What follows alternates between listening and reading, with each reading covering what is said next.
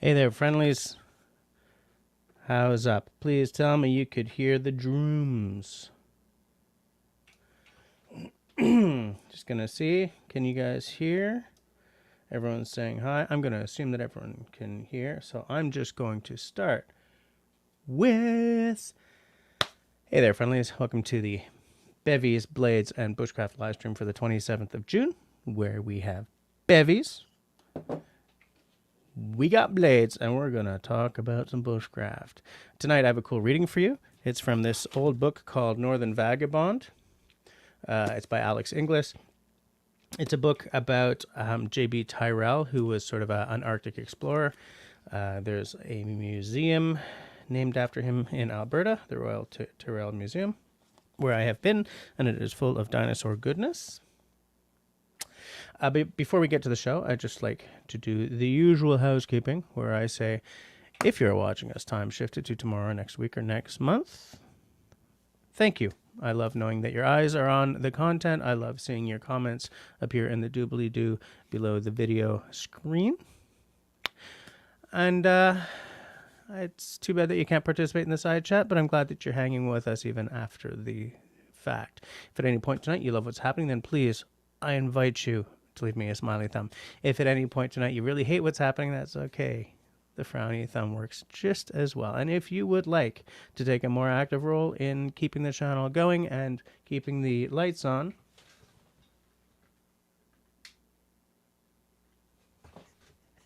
as some in the side chat already have, then I invite you to check out the join button wherever YouTube has deemed to put it this month. There you'll see that there are 2 tiers of membership, as well as what each tier gets you for your hard-earned moolah. So now that we got that out of the way, what's been happening in the world of outdoors and bushcraft and stuff this week? I've got a few things to tell you about. First, the Canadian Border Services Agency may be tightening their grip on folding knives. As some of you know, the CBSA banned the import of centrifugal knives in 2018.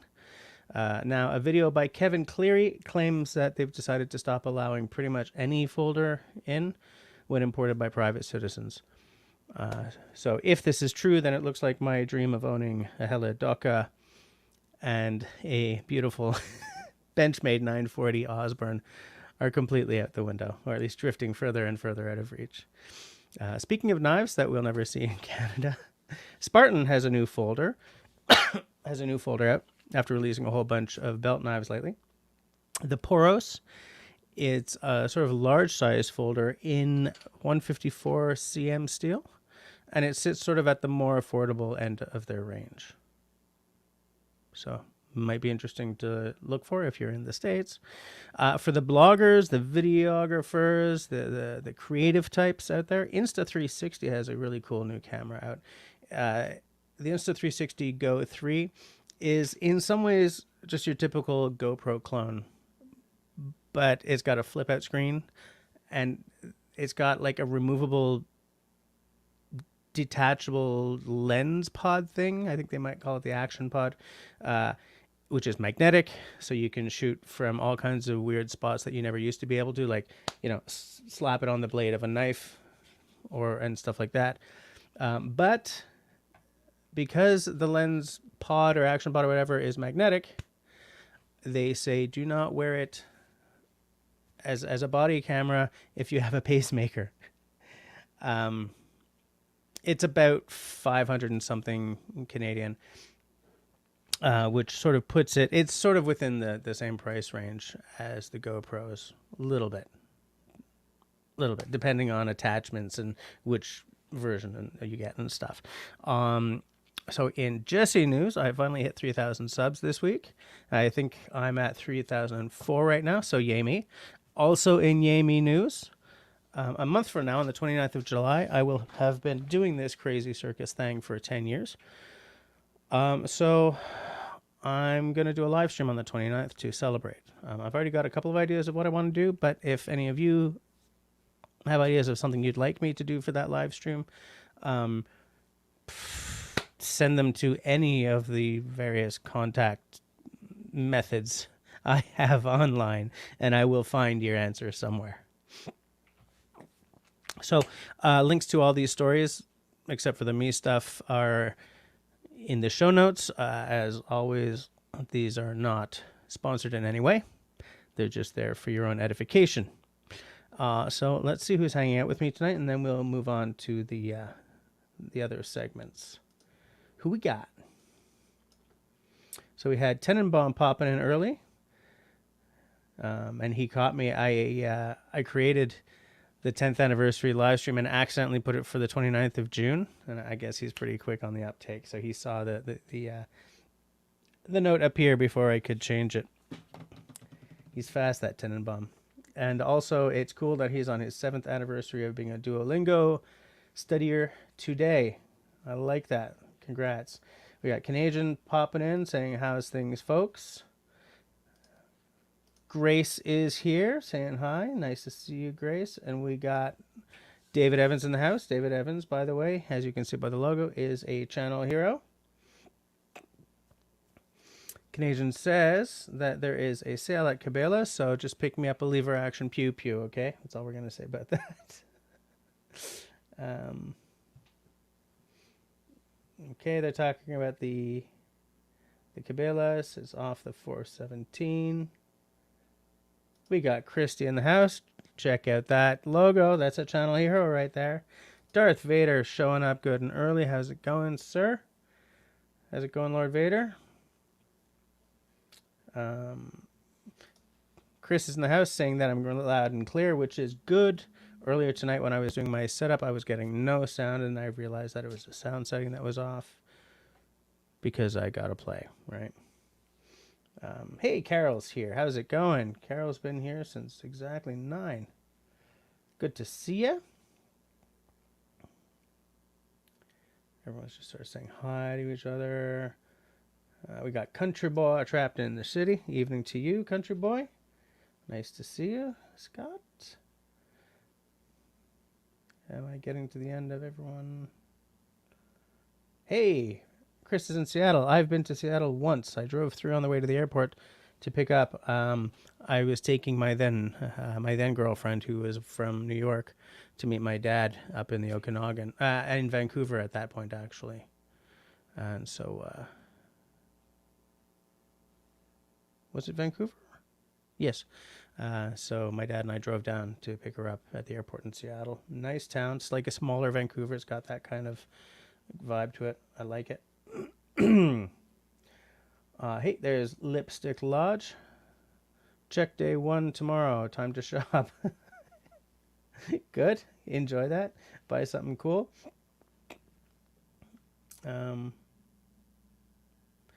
David says, all my folding knives are grandfathered in and I can keep them. Yeah, they're not going to take away what you've got now. It's just they're blocking stuff from coming in. And it seems to be if you order something from an American or a UK or China or whatever, it seems to be that like companies can still import. And I guess that's because there's a whole layer of controls when a large corporation imports, then trying to keep an eye on all of us private citizens. Kristen, first to say congrats on 3K. Thank you very much, Christy. I'm very, very happy about it. Only took me 10 years. David popping in with a congrats as well. Thank you, sir. Thank you as well, Canadian.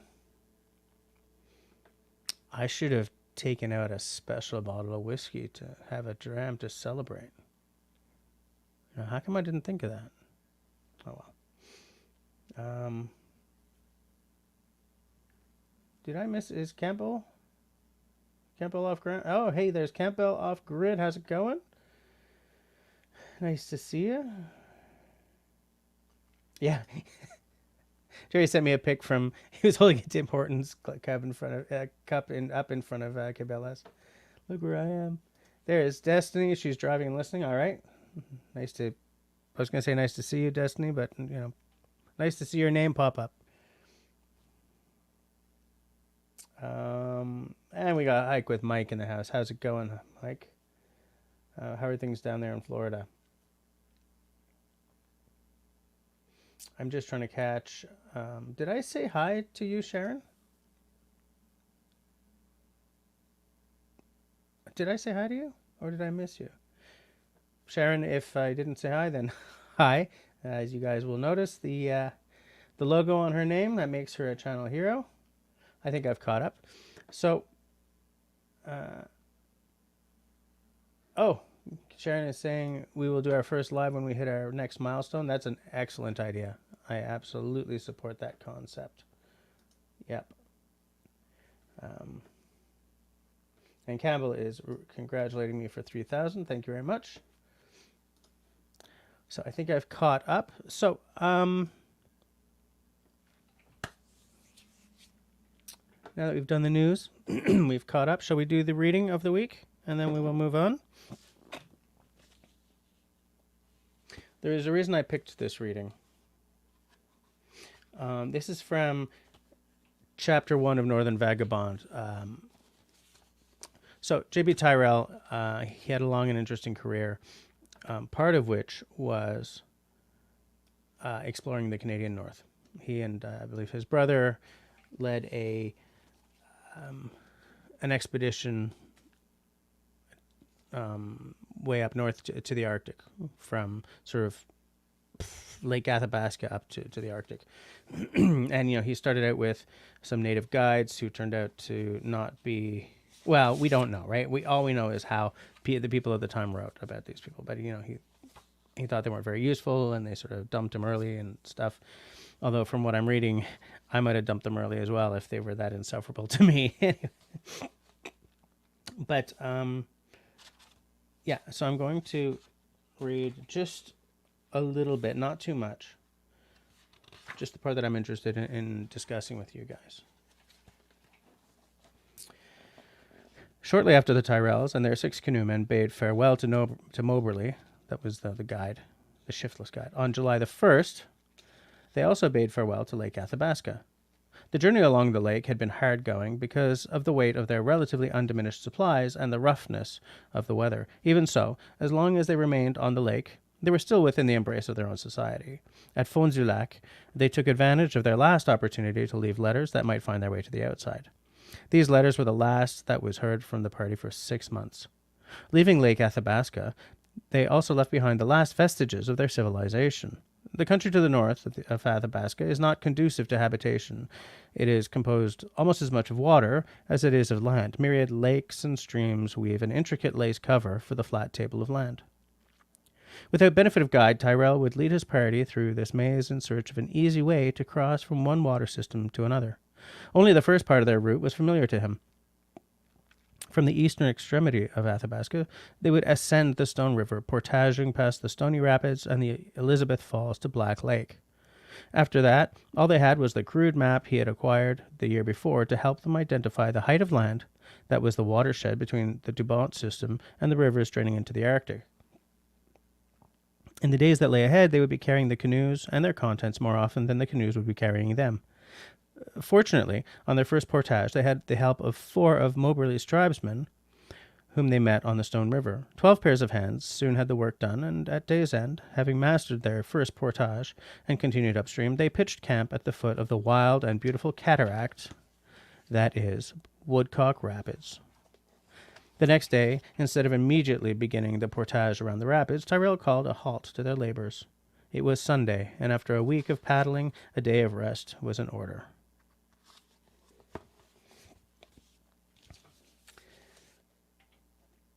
These guys were at the start of their journey. They were already having a rough go of it. Their guides, had abandoned them. They were having to portage more than paddle. They were at the beginning of their journey, and the way Victorian gentlemen journeyed was with big, heavy stuff, right? They didn't have the light canoes and the light stuff that we have today. So it would take like 6 men to carry a canoe and all the gear.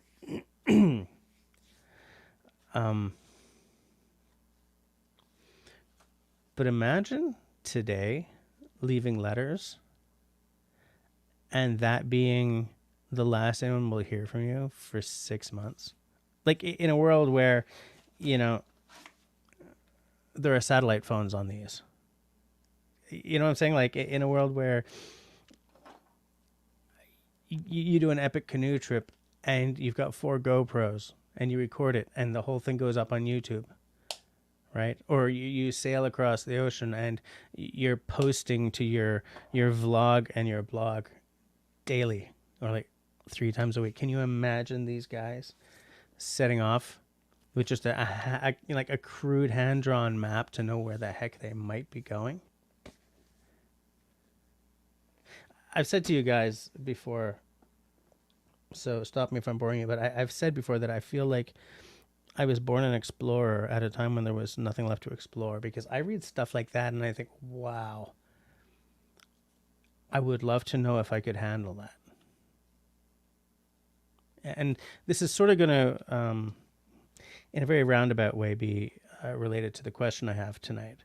I make that sound like it's going to be a surprise, but anyone who looks in the show notes below knows exactly how everything's going to go up until the 10 o'clock free-for-all, right?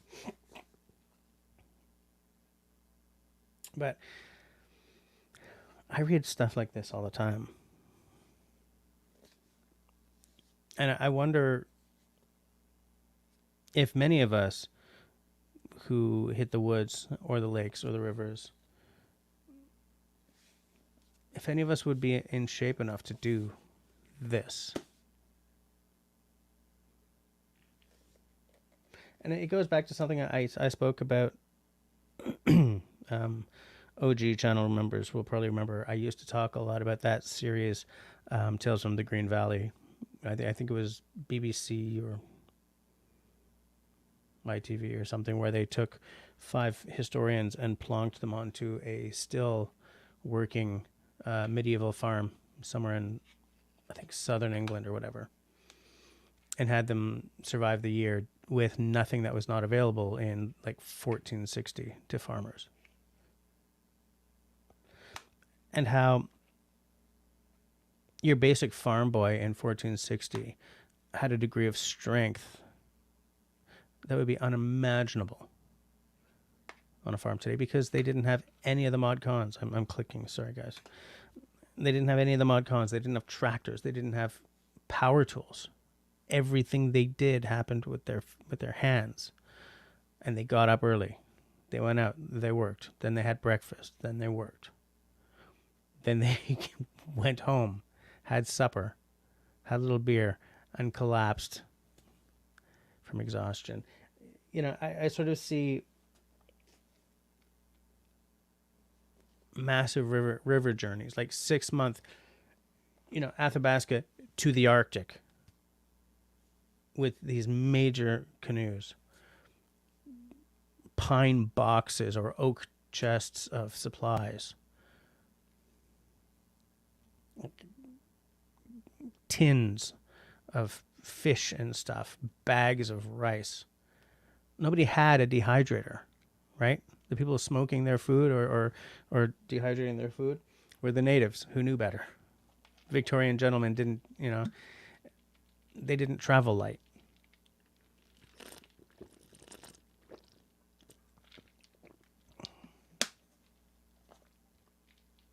I just wish I could see that, Anyone, hold on. I just want to make sure I'm not ignoring anyone here. So what do you guys think? Like, do any of you read these historical exploration books? Like Ray Mears reads them all the time. How many of you guys saw, here's a good question. How many of you guys saw the TV series, the BBC series he did on exploring Canada? What was it called? Northern. Do any of you remember what that series was called? The Ray Mears, where he did his Canadian trip. Northern Wilderness. But he read about Samuel Hearne. He read about all the all the big names who did the Canadian North, and he made episodes about it because he reads stuff like this constantly. Hold on, I just want to see if I'm ignoring anyone here, and then we will continue along this line of thought.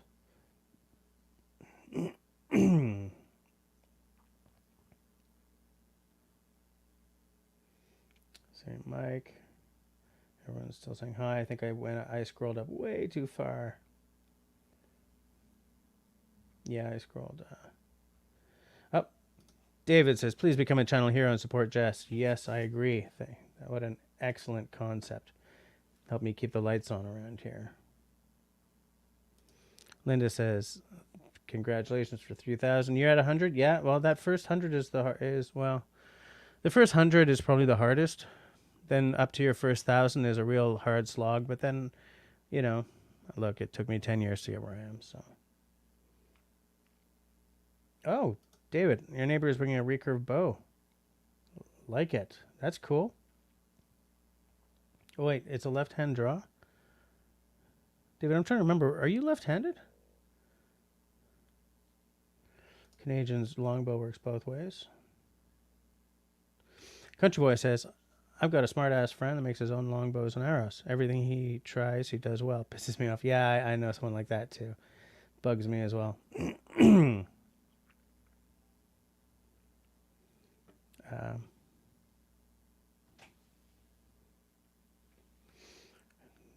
Okay.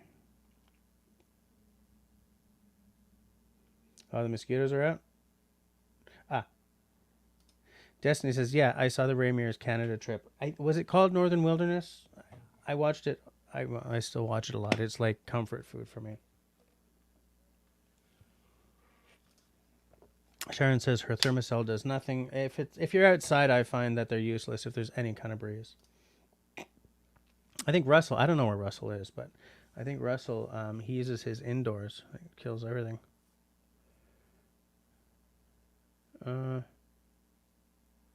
Whoa, Linda's getting a wood-fired pizza oven. I like it. That's cool.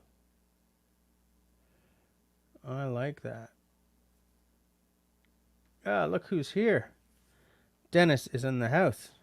How's it going, Dennis? Okay, so I can get back to my discussion. Yeah, so how many of you guys read these old exploration tales? I find like we really, really do live in a YouTube world now. You know, like I could not find a version of this that is still in print. I fall for that as well. Like, to me, I'll watch a Ray Mears show on YouTube. Sometimes before I'll sit down and read a book, you know. I mean, I have sort of an excuse. I spent 20 years working in publishing. Like, I used to be like a book a week, and then I got a job in publishing and spent all my time reading and writing, so I stopped kind of reading on my own time. But reading these books, it still works my imagination. I can imagine, like I can smell, you know, the boreal around these guys. I feel Destiny read lots for her first degree, a BA in English. My BA is in communications with a specialization on filmmaking. So I also did a lot of reading, but not the same as for a BA in English, that's for sure. However, it seems that not a lot of you guys, excuse me, read these books. That's all right. I got more. In fact, Mark Johns had a selection for me to order, so I've been slowly ordering as I get a little money together. Excuse me. So I guess we can move on to the question of the week. It's 9:25. Yeah, we've still got some time before what I call the 10 o'clock free for all. That's when I pour my whiskey and the subject matter of the evening expires at 10 o'clock. And then if somebody wants to come on screen and chit chat, we can do that. Oh, hold on. Destiny says, I was about to move on. Wish there were more books about the indigenous who really knew what they were doing. I saw a TikTok recently about, I'm kind of into book talk. Every talk has a name. There's whiskey talk, there's book talk, there's this, that, the other. And I scrolled and I arrived at one who said, here are 5 indigenous books you got to read. And then I got a phone call and then I couldn't find it again. So if I do find that, Destiny, I will keep track of the books in that and I'll put them up next week.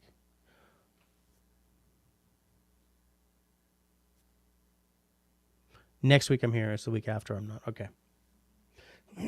Not that I'm not here, but that I will not be able to live stream. So next week I will I'll put that up if I can find the TikTok, Destiny. Lipstick Lodge is telling Dennis that her friend put your sticker on his UTV. Looks good on white vehicles. Good to know. Hey, Dennis. I keep meaning to talk to you about that. Maybe I'm going to talk to you about that. I've just said it in front of everyone, so now I can't forget. I have a memory like a mind like a steel sieve. I'm going to forget anyway, but at least someone will say, hey, so Jess, did you call Dennis? But yeah, lipstick. It's nice that you got some stickers. I haven't seen them. You know what? I'm taking notes so that I don't forget. I forget everything. It's so frustrating. Ping Dennis. I'll know. I'll totally know what it's about. Oh yeah, a little update from the PO box debacle. Excuse me, debacle. Someone who had sent me a card at the old PO box address recently got it back, so I explained the mix-up, and she will be resending it. So Grace, have you received back anything that you sent me?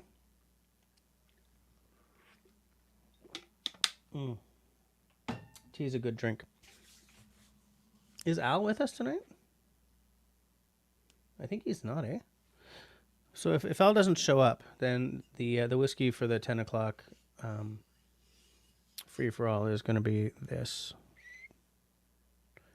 Focus. Nika whiskey from the barrel.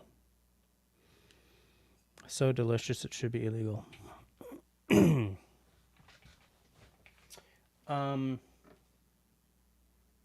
Country Boy says, we've had a couple of new fires start here on the west coast last couple of days, so hazy and gross. The humidity sure doesn't help. Quebec is down to about 80 fires now, which is nice. Well, I was about to check it, but concentrate. The air quality has finally dropped to 3, so I'm not surviving, purely off of this. But like the air quality improved, and we immediately got a storm warning, like a thunderstorm warning, which has sort of. I think the warning has expired, but I was looking a little ugly before I came on. So if I suddenly disappear, it's because the power's gone out again. Hey, we got Lorenzo out and about in the house. How's it going? Nice to see you.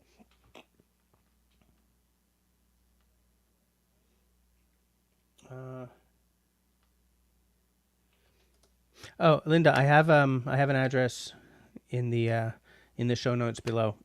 You might have to click on show more. Oh, as Christy's already said. Just channel heroing it up, eh? Watching out for me. Being a channel member, all that stuff. We got Rebel with an O in the house. How's it going? How are you doing tonight?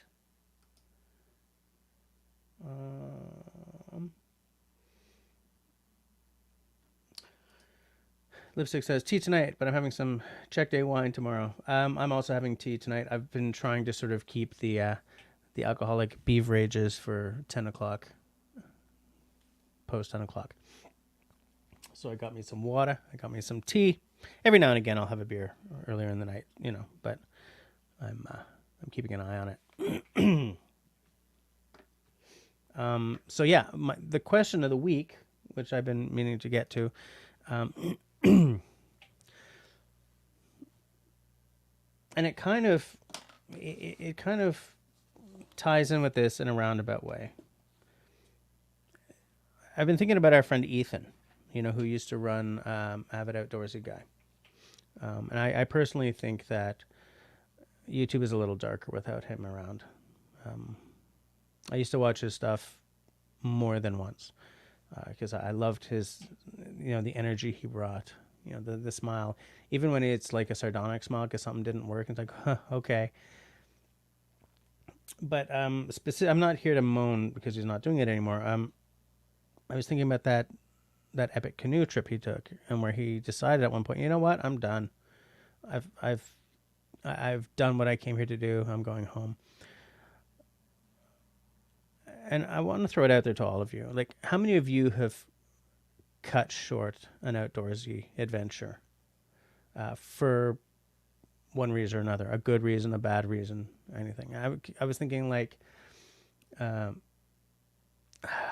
was on a moose hunt in the Gaspé, so it was a 13-hour drive there, a 13-hour drive back, and it was like, it cost each of us like over $1,000 to do this trip. And we were supposed to be there for a week. I'm just am I remembering that right? A week, maybe just a little over a week. And 3 days in, one of the guys fell off an ATV, wrenched the ever-loving hell out of his knee. And that was the end of our trip because we all came in the same truck, in the same Jeep. And because we were in the Gaspé, the hospitals aren't terrific, so we had to drive all the way back, 13 hours back, so that he could see his own doctor. I mean, I guess that's being dramatic. He could have gone to a hospital in the Gaspé, but then we would have had to leave him there, right? Or whatever was the decision that he made, that he had to come all the way back home with us. So he wrenched his knee. He had to sit in the front with his leg up, and it was just like, not a great trip.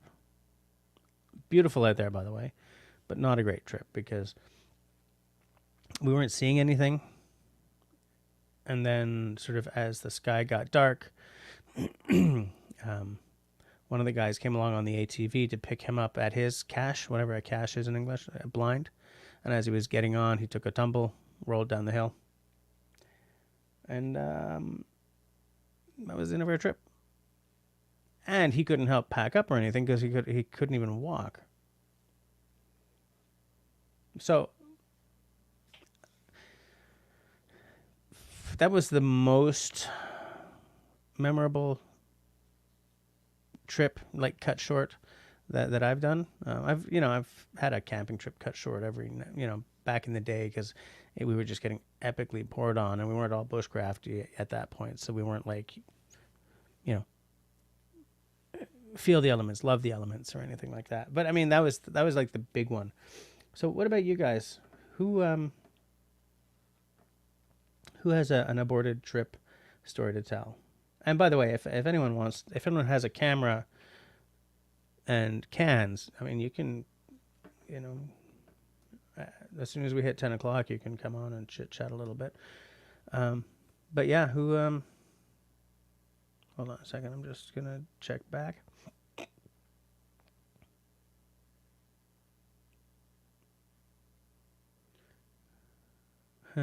Campbell says, I watch my beer as well. Jess seems to disappear pretty quick, though. I love it. David only drinks on days ending in Y. Hey, look who's here. Ian, how's it going? Shit happens. Yes, I've experienced this sadness. Do you have any good stories, Jerry? Campbell says, I was on a hunting trip on an island. Cut the ship short because the furnace caught fire. The hospital, rough trip. Wow. Okay. How far were you from help? dude.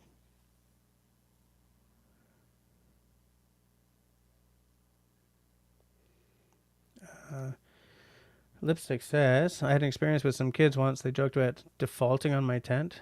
I left, filed a complaint. Grandma no longer allowed them to use her what? Her sure? Canadian. Life happens to someone in their 60s. I can verify. They all go into the memory banks, good or bad. Yep. Rebel with Anoa says, any trip cut short is better than none, which is true. Yeah. Lipstick Lodge broke one of her arms once stateside. They never paddled. That sounds expensive. I live in fear of injuring myself across the border.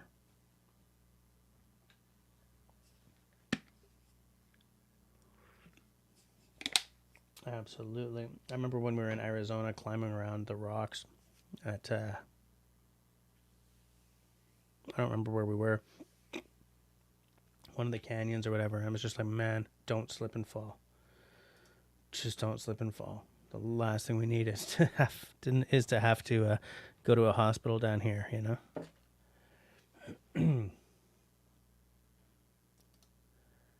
Just, whoops. Oh, I lost my place. Okay, we're good. We're good. Campbell says there were 3 of us on the island. Come on. 15 clicks by water back to mainland. 2 fellas ended up with pretty bad burns. I just suffered smoke inhalation. Jeez, what a dramatic end to the trip, though. Yikes, I'm glad you guys all got home. Oh, defecating on your tent. Oh, that's gross. Stupid kids. Yuck. Stupid kids. Get off my lawn. David says, Pam and I went camping once but left early because the drunken millennials in the next campsite drove us away. Yeah, I hate that when there's like a bunch of people making a lot of noise the next campsite over. I mean, because I hit the woods to hit the woods, not to bring a boombox and be like, you know, partying all night long. I like to commune with the nature, do the forest bathing. So yeah, if there's a bunch of people around me making a lot of noise, it makes me grumpy.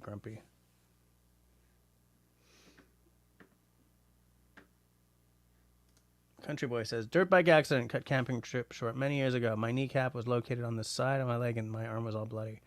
Try kickstarting a dirt bike with a dislocated kneecap. Nope, I would not try that at all because I'm allergic to pain. It makes me break out in blood. I didn't come up with that line. I think that might have been in a movie or something. I'm not smart enough to have come up with that. Never done the dirt biking. I had a fairly epic mountain biking accident once, though, which I don't love thinking about. Bounced off a baby head, and somehow, when I went down, the crank with the chain ring on it pushed, like I had shin pads, and it pushed my pad aside, dug right in, and like the sprockets on the crank scraped the bone. So when I got home, my wife was like, oh, get on the couch, turn on the TV, pour yourself a scotch, and whatever you do, don't look at what I'm doing. And she went and got like all her wound cleaning stuff.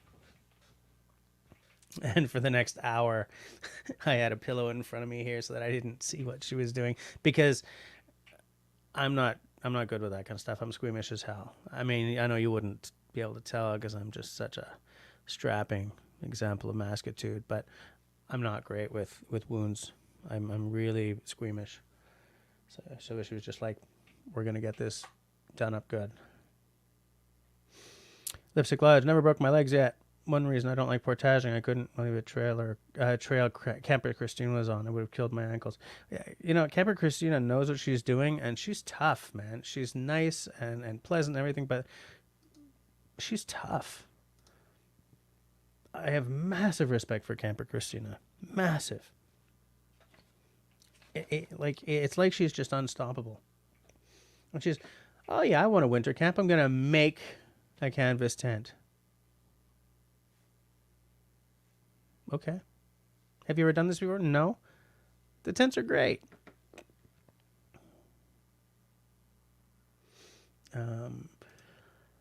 Canadian says, it's all fun and games till someone loses a wiener, one of my favorite camping signs. I see you're going for the single entendre tonight. You just reminded me that I used to work with a guy who was a mountain biker from France. I rode a Da Vinci. He rode a Cannondale. I ended up riding a Cannondale too, though. But he had a friend who came off a drop, like a 4-foot drop, did that thing where you hang way out over your back wheel, right? Like you get off the saddle and you lean back over the rear wheel.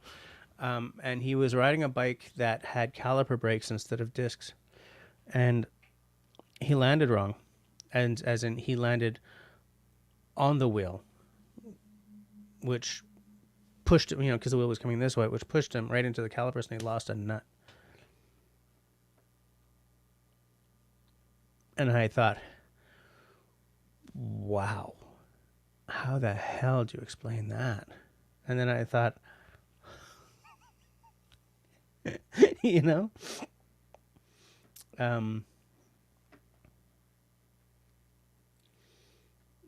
Rebel with an new challenge. Can we do a loop paddling backwards, portage sideways, crab style? I would never be able to do that.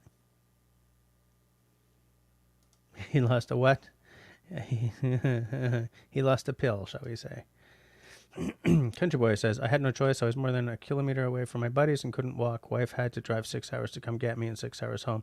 She wasn't pleased. I can well imagine. Hey, Russell's here. Russell, we're, 18 minutes from the 10 o'clock free-for-all. So if you want, you can pour yourself a bevy and come on at 10. I will be pouring myself a whiskey in time for that. I don't think Al's here, so I'm going to be doing a little Japanese whiskey. Yeah, and like this kid was like maybe 18, maybe 20 kind of thing. I mean, that's young to lose because I don't know if like losing one in such a traumatic way. Was he sterilized, or was he just can you make it work? Like the guy didn't go far enough into the story to say how far the mangling went. But I was glad that I have disc brakes on my mountain bikes.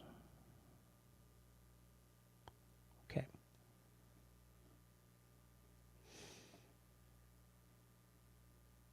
I'm just seeing who's there.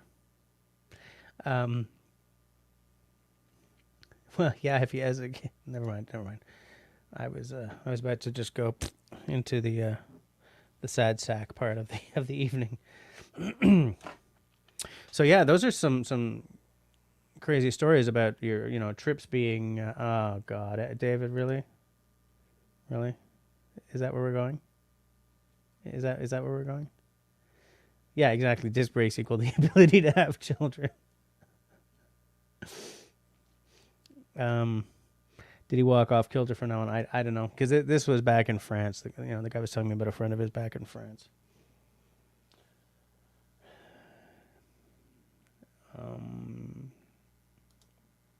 Russell's saying hi to everyone. I gotta drink some water. I am dehydrated.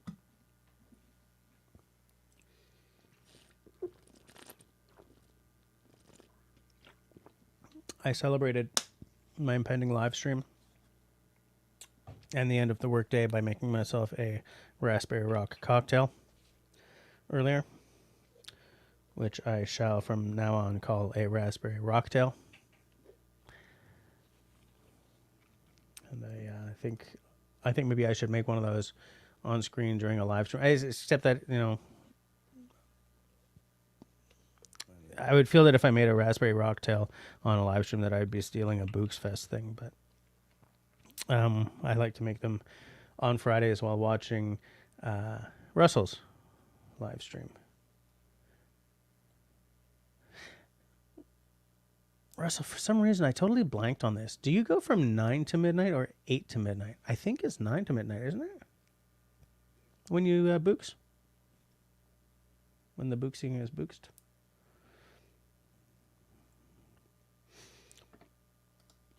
Coach Boy says, Mangled Nut Stories. Jeez, Joe, this is getting dark. Well, actually, it's still sort of in keeping because his outdoorsy trip on that day was cut short.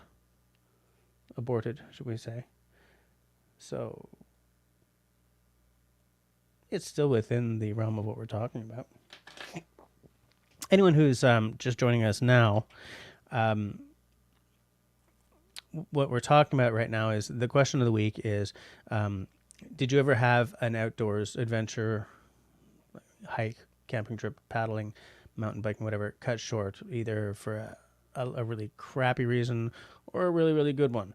Like some of the reasons we have here, like my most memorable one was that one of my hunting buddies wrenched the effing crap out of his knee, falling off an ATV and down an escarpment.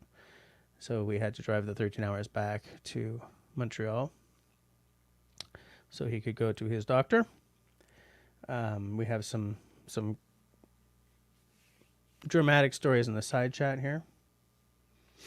The way I see it, if and Rebel with an O said that even a trip cut short is better than no trip at all. And yeah, that's legit. Absolutely. Canadian had a friend who lost a nut. Apparently he got a prosthetic one. Interesting. I guess it's logical, though. I mean, you got to look the part. Moving right along. Ron and Kelly say hi. Hi, Ron and Kelly. How's it going? All right, so one day I'm going to make a raspberry rocktail while live streaming. Oh, it used to be 8, changed it to 9. Okay, that makes sense. All right, because I was like, oh. How was that face? Oh. Because I was really like, was it 8 or 9? David Evans is doing the God's own work by reminding everyone to hit that thumbs up. I support that message. I think it's a good message. I'm just going to do the little counting of how many people we got watching versus how many thumbs ups we got. 25 watching, 14 thumbs ups. You people are hurting my feelings. 15 thumbs ups. Thank you, whoever that was. That little thumbs up warms the cockles of my heart. I wonder what the cockles of a heart are. I mean, we always say that, but what's a cockle? Considering that we just had a nut story going, I'm just going to move on. I don't want to fall into single entendre territory.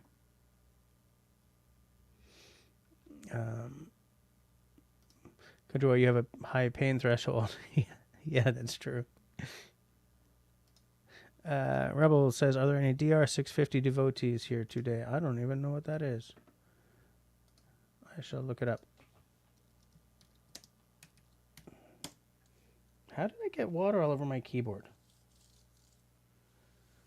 Oh, the dirt bike. I don't know. Are there any devotees here? Not the thing you want to get cut short. Truth. Absolutely truth. Rebel, walking like a pirate these days, cracked your knee. What happened? Jeez, what the heck?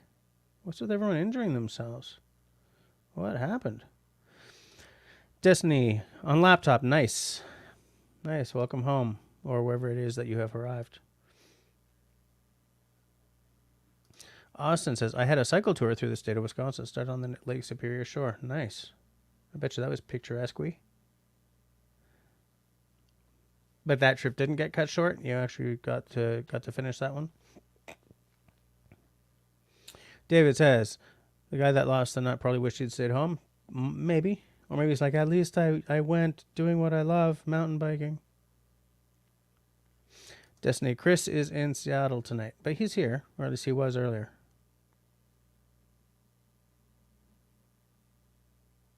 Uh-oh. Austin. Okay, so Austin's continuing his story. The first 2 days of this epic bike tour did 140 miles. Wow, that's a lot. By the third day, I was in a lot of pain and only did 40 miles. Yeah. Phew.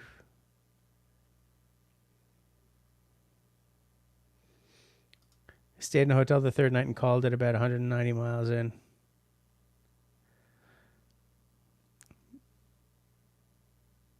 So, how long would that tour have been? Like a tour of Wisconsin, that must be long, man. Like, how many days were you planning to be gone? Sharon says, I'm usually the klutz, so I try not to bring people along to share my tragedies any longer. Lipstick Lodge says, I did 500 miles over 5 days once. That sounds like an epic bike ride. Your arse would be pretty sore by the third day in, I think. Country boy, when you hurt yourself as much as I do, you get used to it. I'm a klutz. Fair enough. Austin said, the trip was beautiful, but across the nearly 350 miles, there's 2,300 meters of elevation gain and loss, which for being in the Midwest, I didn't expect. Truth. Christy's reminding me to pour my drink. I was waiting to see if Al was going to show up so that I would do the blue, but I don't think so. So I'm going to pour my Nika whiskey from the barrel. For those of you who are just joining, come on, focus. Nika whiskey from the barrel. I believe I said earlier that this is so good it should be illegal. And I stand by that statement. Now, I'm not going to pour a very large dram because it is 50% alcohol by volume, which I believe is 100 American proof or 78 British proof. But nobody really uses proof outside the United States anymore. So, alcohol by volume it is. 8 minutes. This doesn't really have to breathe that long because there's no age statement on it. There are 100 different whiskeys in this blend. And of course, they won't tell us what's in it. Carol is also reminding people to hit that thumbs up. Austin, you were trying to do it in 8 or so days. Okay, so it's not impossible, but it's still a bit of a haul. It'd still be a hauling arse to get it finished for sure. Absolutely. So that's a bunch of really, killer stories about ending your trips, sometimes ceremoniously, sometimes non. Some of the stories are bloodier or more injury laden than others. But I feel that there's a benefit to being able to say, yeah, we were supposed to be out for 3 days, but I fell down an escarpment. Like, if you get a good story out of it, then it's not worth it because you don't like your trip to be cut short, but at least you get a story out of it. Like poor David and Pam, they're just trying to do a camping and the Yahoos in the next campsite over are partying it up and keeping them up all night. I mean, that's just like, oh, because we've all been there, right? I mean, I'm saying that like I'm making massive assumptions, but I think that's a safe one. I'm sure that we've all had a miserable camping experience because of the Yahoos with the beer bottles next door, or the guys with the boom box and the penchant for AC/DC or whatever, And I don't have the same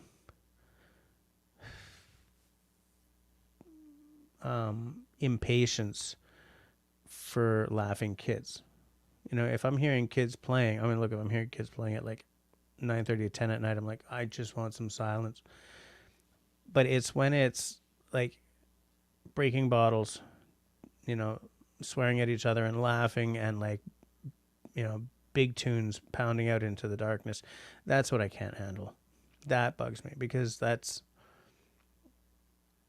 like, go to a house party. Leave the woods for the ones who want to be in the woods, That may sound judgmental, and I don't care if it does. Dennis is saying, where did I get that bottle? I bought this at the SAQ. It's not hard to get. And I think you can get it at the LCBO as well.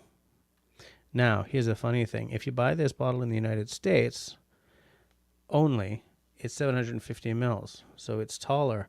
And the design doesn't work in a 750. It looks ridiculous. Like, this bottle was designed around 500 mils. It's designed to be kind of a block of whiskey. And it's beautiful. It fits perfectly in the hand. It's just, I love it. And the juice inside is, this is the bottle you want for if you have someone over and you're like, hey, do you like whiskey? And then like, I don't know. They're going to like this because it's beautiful. It's mouth friendly. It's got weight to it. It's a little bit of oiliness to it, but it doesn't, it doesn't scrape at you or punch you out the way a lot of Scotch whiskey does, like especially the peated stuff, right? It's got a creaminess to it. I will always have a bottle of this on my shelf because sometimes I don't want to work for it. I just want to kick back with a nice relaxing dram, and this does beautifully. Now, it's not cheap. This bottle, it was $66 in Quebec, which means that if this was a 750 ml bottle, it would be a $100 whiskey. But I think it's worth it.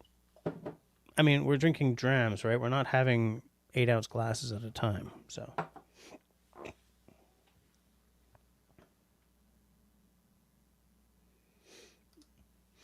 Campbell upgrades. Okay, yes. The good camping story is okay, but I draw the line at loss of a barley pot. Yeah, that's true. Rebel says, according to my iPhone, 28,700 pirate steps since last Friday. Don't give up. Nice. Dennis says, 5 years ago, I was on a boat camping trip with friends and family and fractured 3 ribs in a tubing mishap. Went to the hospital in North Bay, then back to finish the week of camping.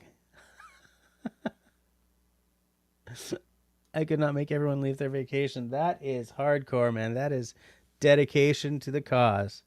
In 3 minutes, I will drink to that. Campbell says, I lost an eyebrow once on a fishing trip. That doesn't count.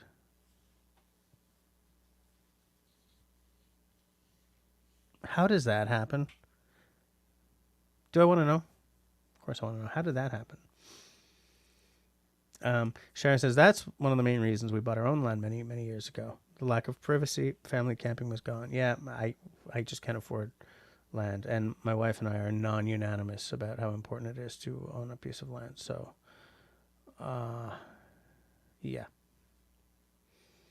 Lipstick says, I trained on my mountain bike for my long ride. Then I used the same bike. The longest ride a day was 150 miles. We climbed an 8-mile climb on one mountain. Yeah. Paddlers are a hardy bunch, eh, Dennis? Yeah. Oof. Campbell's got Johnny Walker 18 poured and ready to go. That's not a bad dram. My favorite Johnny Walker, I believe, is the green label. I mean, this blue label is very good, but there's a magic to the green. I've only ever tried the 18 once, though, and I remember thinking it was pretty damn good. First idiot to pass out got their eyebrow shaved off. I was that idiot. Sorry to laugh at your misfortune. 1 minute until whiskey time. Yeah, Dennis will stop when he dies. By the way, for those of you who don't know, Dennis put up an absolutely beautiful 14-foot pack boat up for sale this week. And, just if any of you are in the Ontario area and are the double, what's it called? The kayak style paddling, double bladed. Austin is partaking of the herb on this fine evening instead of the whiskey. That's legit. Whatever you guys partake in is fine by me. Oh, you've almost totally quit keeping booze at home. I don't. Booze lasts me forever these days.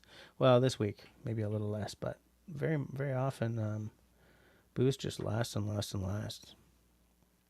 Like, seriously, you guys, I mean, almost all my drinking happens on screen. Like, I look like a lush, but I never drink anything aside from that.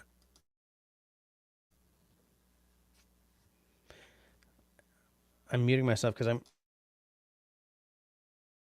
that's what I was waiting for. Right, double blade. Is your Novacraft a double bladable boat? Is it a pack boat or is it a more traditional single blade friendly boat? Yep, someone has to be that idiot. Every group has one, right? And excuse me. Sometimes it's just our turn. Am I right? 10 o'clock. Whiskey time. Focus. Are you going to focus? It's because it's trying to focus on my face. There we go.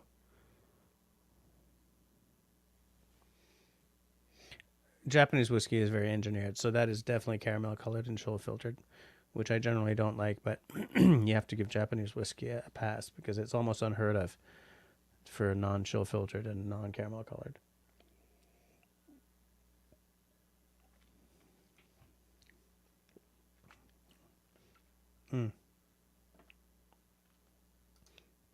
During the Cervezas Mas Fina, we drank a lot of booze. Fair enough. Well, I wouldn't go that far, but I mean, I look like someone who drinks more than he does.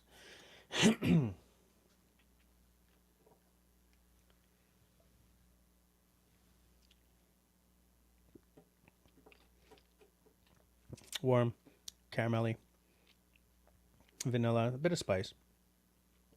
Oaky, but like, there's no Mizunara cask in this, right? It's not that exotic kind of Japanese flavor of the Mizunara cask. And I believe there's some scotch in here because Nika owns Ben Nevis, which is a Scotch distillery. Austin, what kind of glass am I using? This is called a Glencairn. They're specifically designed for whiskey tasting and nosing, right? You see how they're shaped? It's for, if I was to do like a full-on whiskey tasting, I would start with, you start by looking at the color, and if you get sort of the tears on the glass, that tells you how viscous it is, like how oily it's going to be in the mouth versus too watery. And then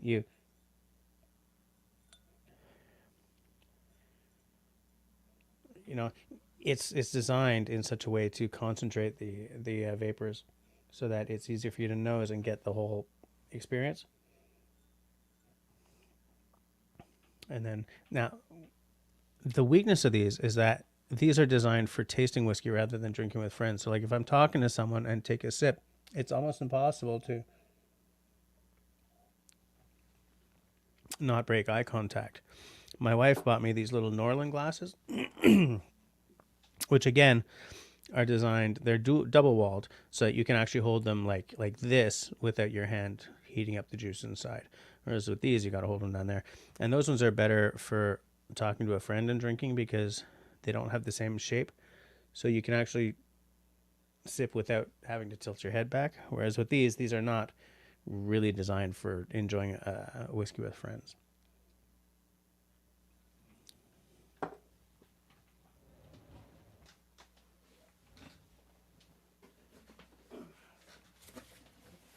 And that is how you spell it. Glencairn. Made in Scotland. The Queen's Award for Enterprise, International Trade. Industry Leader of the Year. The Queen's Award for Enterprise, Innovation. I guess that's the King's Award now. Award.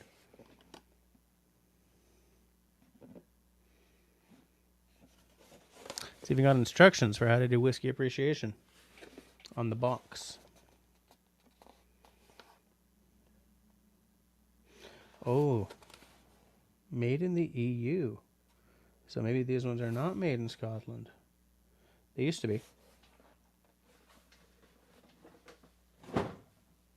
They used to be.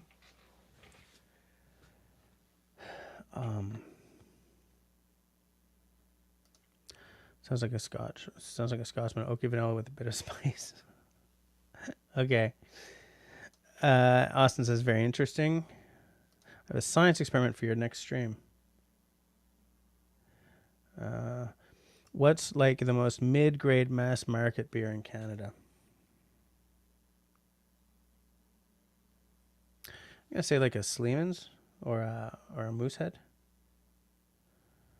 Like, you mean Canadian beer or you mean in Canada?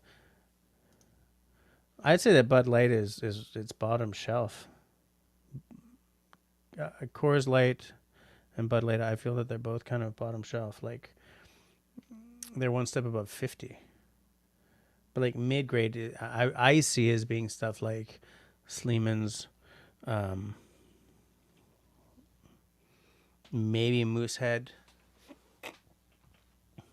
Like, there's a lot of stuff that used to be microbrew, but is now owned by guys like Labatt or Molson, right? Like Unibrew used to be an independent, and I believe that they're now owned by Labatt.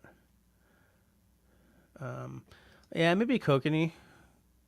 That's a very, very traditional. That's a very sort of straight up domestic beer. I remember when Kokanee arrived in Quebec. Well, out east here, well, east in central Canada, it was like this big thing. Like, wow, Kokanee, what's that? I'm like, yeah, it's beer.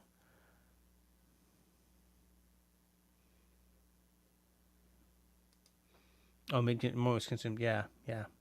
It took me a moment to figure it out as well, but yeah.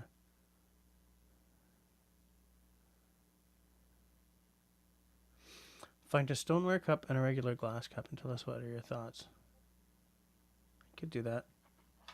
I gotta take note because I forget everything. Austin, you may have to message me and remind me.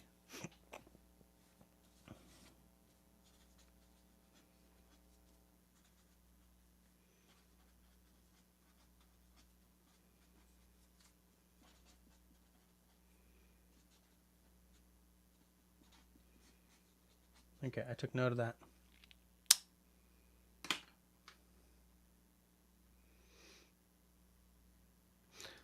I would also say that Bud Light is out. Okay, I'll check it out. Lemon meringue pie. Yep, I support you in that. Doo. Country Boy says Kokanee equals Sasquatch piss. Yeah, I think it's. Oh, Campbell, you like Keith's? You like Alexander Keith's? You know what they say: those who like it a lot.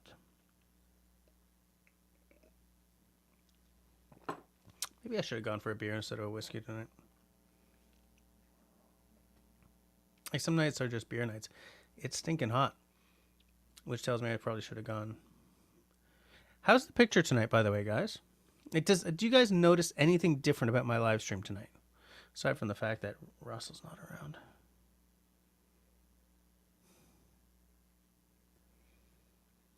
You guys notice anything different?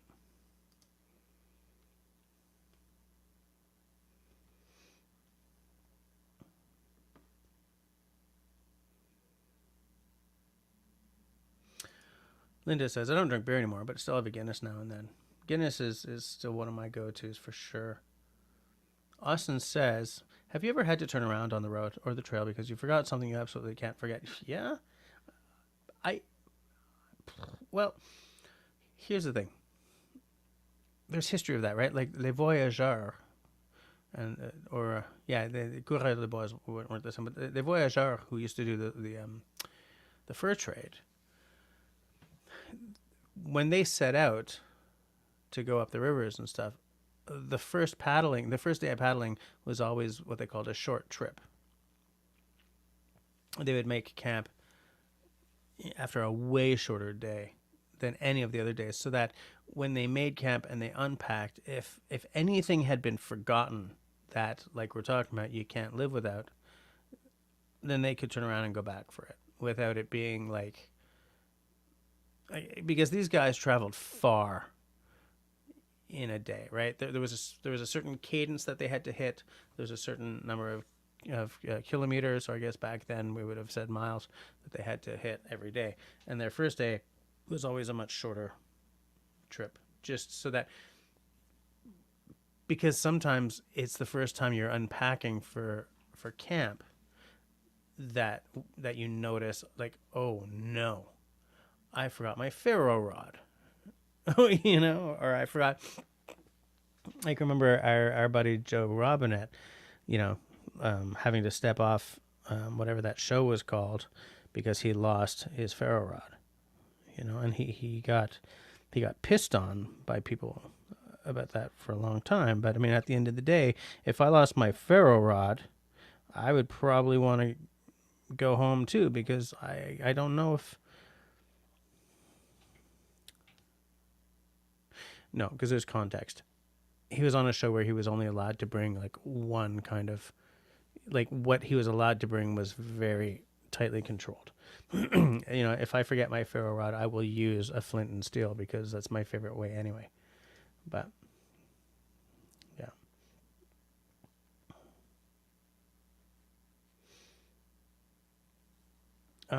Linda says she forgot a paddle on a camping trip. Austin.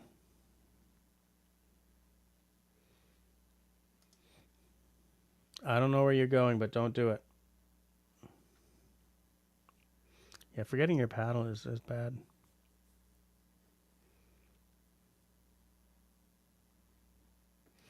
Are we not getting past the nut? Is that what's going to happen tonight? We're not going to get past the nut story.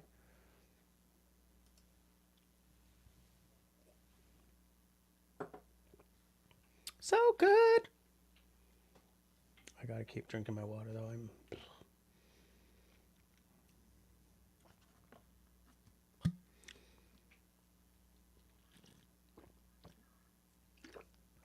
Here's the thing. After that guy did that drop and popped a nut, how the hell did he get down the mountain? Like, I would not be sitting on the saddle after injuring myself like that. Like, did he have to walk his bike down some gnarly mountain biking trails? Like, really?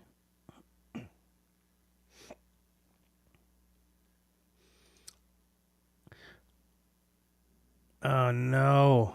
Did you find it, though? Austin, did you find it later? Campbell, I did not bring us there. I did not take us there. I was an innocent bystander.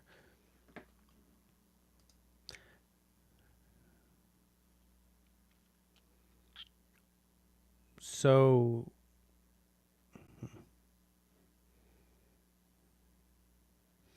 I knew it. David says, Linda, when you forgot your paddle, were you up a creek without it? Of course we had to go there too. Some awesome hiker had it in his hand as you turned back for it. Oh, was he like looking for its owner, or was he about to pocket it?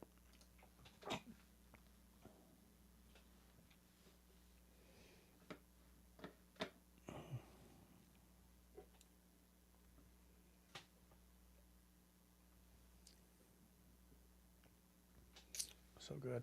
So good. That's true. David says somebody has to be that guy. And that is true. Every group needs that guy. Since we're, after 10 and we're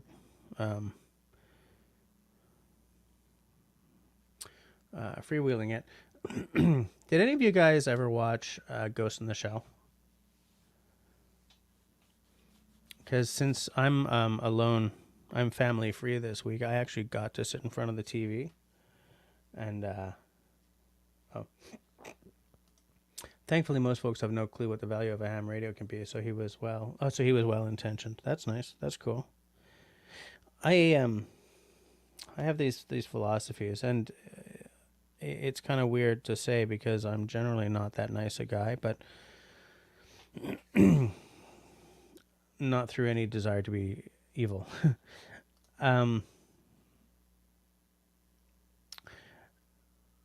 I think that one should always try to do the right thing, and I'm trying to teach my daughter to, to be the girl who doesn't make fun of the autistic kid in class or whatever, to not talk badly about people, because you don't want,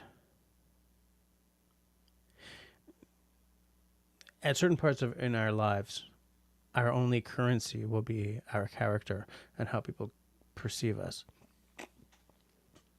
And I've been the guy in the past whose character and perception weren't worth anything because I was owning my inner asshole. And I think that with, if people perceive you as dependable or a good guy or someone who's, who can be trusted to not take the low road, then I think that's worth something. And this goes into what I've told you guys about before. Like, I don't blitz anyone in the comments of their videos, even if I kind of want to sometimes, more often on TikTok than on YouTube. I'm trying to live a life whereby if I drop a comment, it's to bring light. If I reach out to touch someone, it's to say something that I hope will give them a smile or make them like, thanks for noticing. I've been the type of person who would just scorch someone in the comments under their videos, but why? Those of us who do this do it from a place of vulnerability, even if we're faking that we don't. Because at the end of the day, what you're seeing is our creativity. We're digging that up and we're putting it out.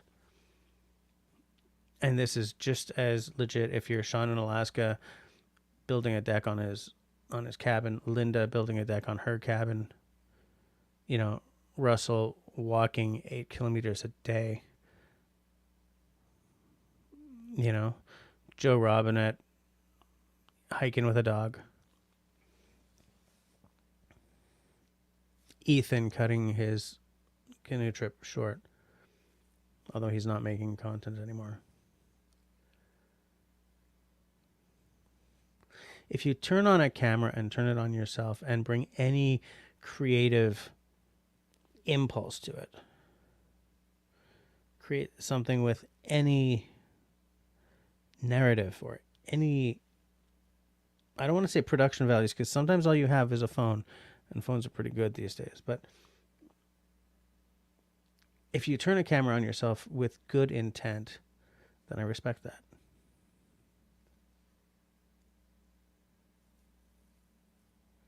This got boring fast, and I don't know why I ended up on this road. Somebody said something, or I said something, or somebody somewhere. Oh yeah, Austin, about the guy who didn't know what the value of the ham radio was, so he was well-intentioned. I want to be the guy who finds the really expensive thing, but still finds the person who lost it.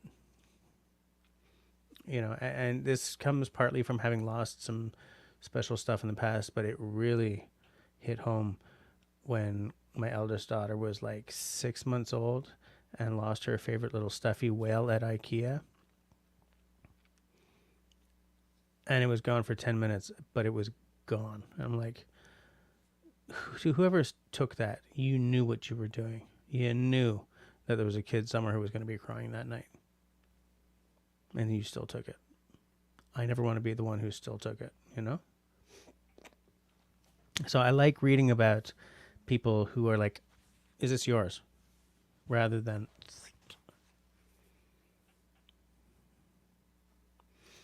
Russell is sending me a message? From where?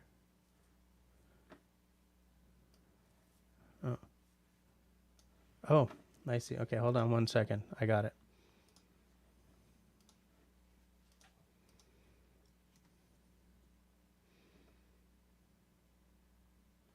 Did I send the right? Yes, I did.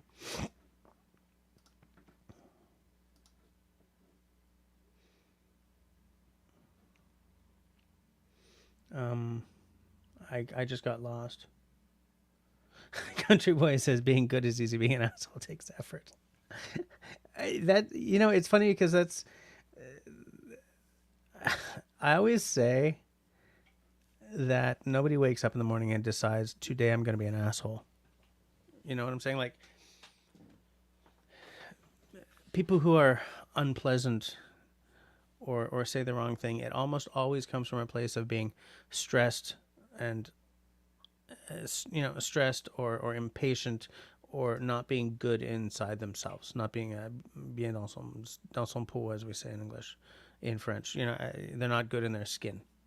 It comes from stressed, being unhappy, being like a lot of things may be happening. Maybe they've got PTSD or something, and or whatever. It's virtually never someone waking up in the morning and saying,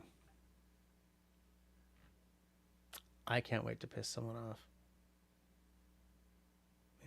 And someone who does wake up and think, I can't wait to piss someone off, that's the kind of person you do not want to be hanging with.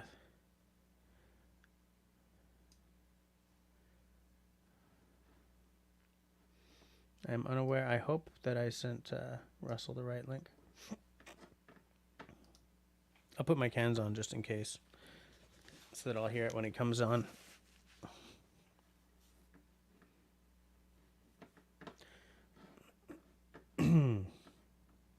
Not because I've done that.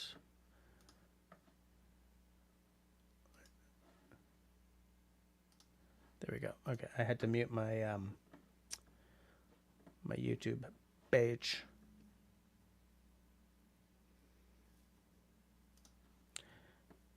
Russell, you want to let yourself on, or do you want me to do it? Hi. I can't anymore. I don't. All my settings are gone in StreamYard. I'm not one of your team members or anything, so I don't know what happened.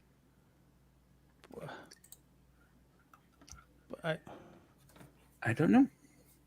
I don't know if I'm just. I shouldn't be logged in with the wrong account. I mean, when I joined in, it brought up the last name I used, the last title that I had. So, yeah, I don't know. But all my stuff is gone. Like you were a member of my team, and you're not there anymore. What's going on? I don't know. I was trying to figure it out. After this live stream is over, let's take a look. Trying to figure it out while you completely ignored me. So that's cool. What? Because I didn't have these on. I didn't hear any pinging. I often wonder why you wear those when you're not really listening to them. Well, Austin says that no, I don't. There are times when knocking someone down a peg is valuable. I agree. However, generally, I think your idea to be a positive is a better choice. I also agree. I think you got it right. I can't even put comments on there. I don't get it. Why is this happening? Well, don't look at it now. Okay. It's not important. I mean, it is seriously important, but don't bother looking at it now. I'm really funny story. I'm really low on power right now. I used my portable AC unit a couple of days ago, probably longer than I should have, and we've had crap for power in the last couple of days. So to turn my computer on tonight, I brought down my Blue Eddy, the portable power station. So I'm running off that right now. How long can you run off that? Theoretically, a while. It's a 2 kilowatt. 2,000 kilowatts, 2,000 kilowatt hours. Well, I guess 2,000 kilowatt hours is the important number. So if my computer runs at 150 watts and I've got 2,000 watts of power, watt hours of power, I should, 12 hours, 15 hours kind of thing. Yeah. So. Okay. So you're not going to suddenly go poof and disappear on me. Well, I might, but that'll be because I'm so awesome. Okay. Waka waka. David asks. Oh, sorry. I was just going to say that a country boy, I witnessed an accident yesterday and stopped to give aid and bear witness because it's the right thing to do. Give them my dash cam footage and told the cops what I saw. Driving past would have haunted me. Helping them help me. Truth. Jeez. That reminds me of a time I was on some back road and I came across this pickup truck in the middle of the road, engine running, door open, and there's a few other cars parked around. And I'm like, I get it. What happened? I'm like, oh, this pickup truck came through this intersection, sideswiped somebody, and then the guy jumped out and took off. I said, well, which car did they? Or it wasn't sideswiped; they T-boned them pretty much. I said, well, where's the other car? And they said, oh, it's in that ditch over there. This is like a 20-foot ditch, right? I'm like, holy crap! Nobody's down there, right? And they're like, oh yeah, some lady's down there. I'm like, what? some. I'm like, you got to be kidding me! So I quickly ran in my car. I grabbed the blanket and I ran. It wasn't cold out, but I don't know. I ran over there, and yeah, this lady the car had gone like a steep embankment, hit a tree, and this lady is just on the ground lying there. So I ran down there, and there's nobody with her. I'm like, "Are you okay?" She's like, "Oh no." She's in like late 50s, early 60s at the time. And she's like, Wow. no, I'm sore. My chest is sore. And so I sat there and held her hand until the ambulance came. I'm like, there's Yeah. like 4 adults up there, like standing around. There's a lady down there. I was upset. Yeah. Hmm? Yeah, that would make me and they're just like, yeah, there's a lady down there. Down the escarpment. Right? Down the escarpment. Yeah. Anyway. How's your new generator working? It was working sort of okay. I had the problem with that old inverter, and now my new inverter, well, see, I blame Ray on this problem, but see, he suggested I buy this new inverter, so I did, only to find out later that it's a 220. It'll only take 220 volts from a generator. My old inverter would only take 120, right? So Okay. So the generator sort of worked with the old inverter, does not work at all with the new inverter. But I happened to buy a transformer for a completely different reason, so that should work. But it's one of those things where it wasn't working. But it's one of those things where I'll have to call the company, the inverter company, and say, hey, generator here, it's not working. But don't tell them anything about the transformer in the middle, because they'll just say, oh, it's that. That's what they do. All it takes is money, right? What? I said all it takes is money, right? What, to fix problems? Buy a new blah blah blah. This'll solve. No. Yeah. Rebel says fire ban up and going around. Yeah, we got fire bans all over this province right now. In fact, I was going to say, in fact, there are entire sections of the province that are absolutely no go, like no hiking, no nothing. Wow, because they're worried about like cigarette butts and stuff like that. Cigarette butts, any spark coming off an ATV, like if it bounces off a rock or something, just anything. So it's like so all the rain that we've got, like rain yesterday, rain today, is this not helping at all? it is. We're down below 100 fires now. We're down to like 80 something.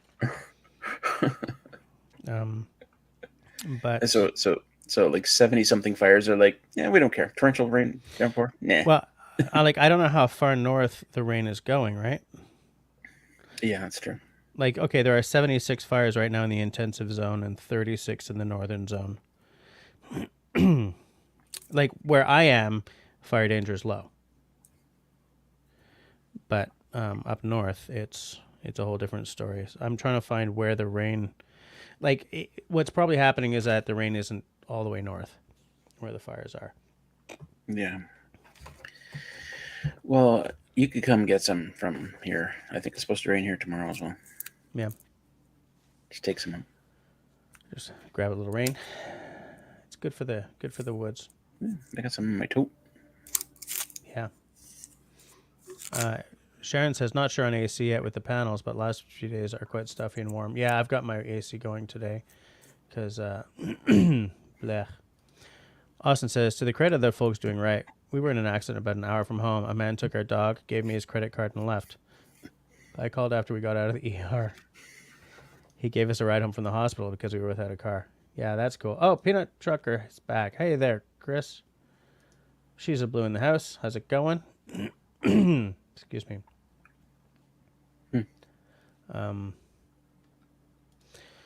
Rain is tricky here. The Tenenbaum, for those of you who don't know, is in Scandinavia. If it's a windy thunderstorm with lightning, that's bad. If it's slow all day wetting, that is good. It's pretty much the same thing here. Like if there's a whole lot of lightning, it can be really bad because to put out a wildfire, it takes more than just a drizzle. It depends on how dry it's been as well. Like, if it's been really dry and you get a thunderstorm, yeah, look out.